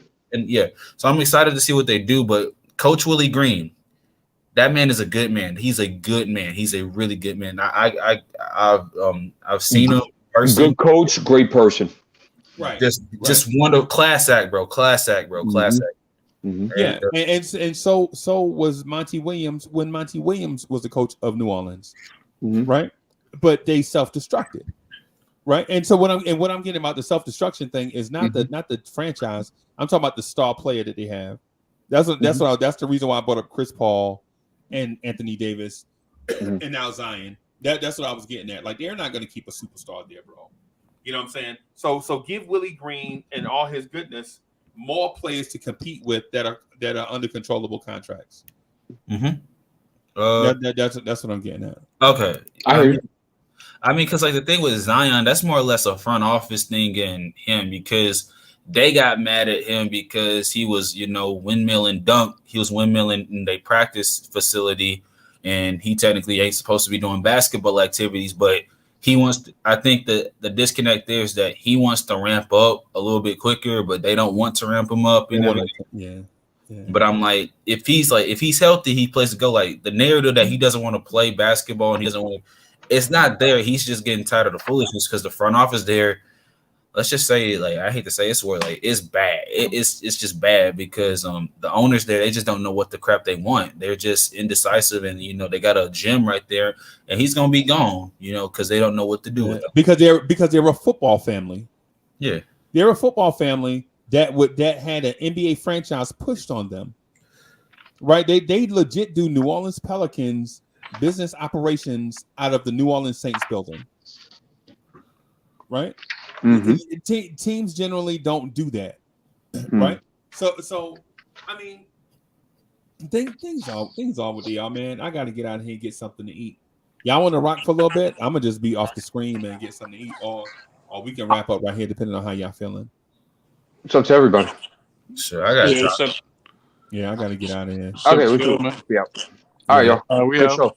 Good show. Hey, thank y'all everybody for coming through. I'm gonna do this collard green hoagie. It's gonna be delicious. Shout out to all the vegans out there. I'll holler at y'all later, man. Y'all be good. Peace. Be easy.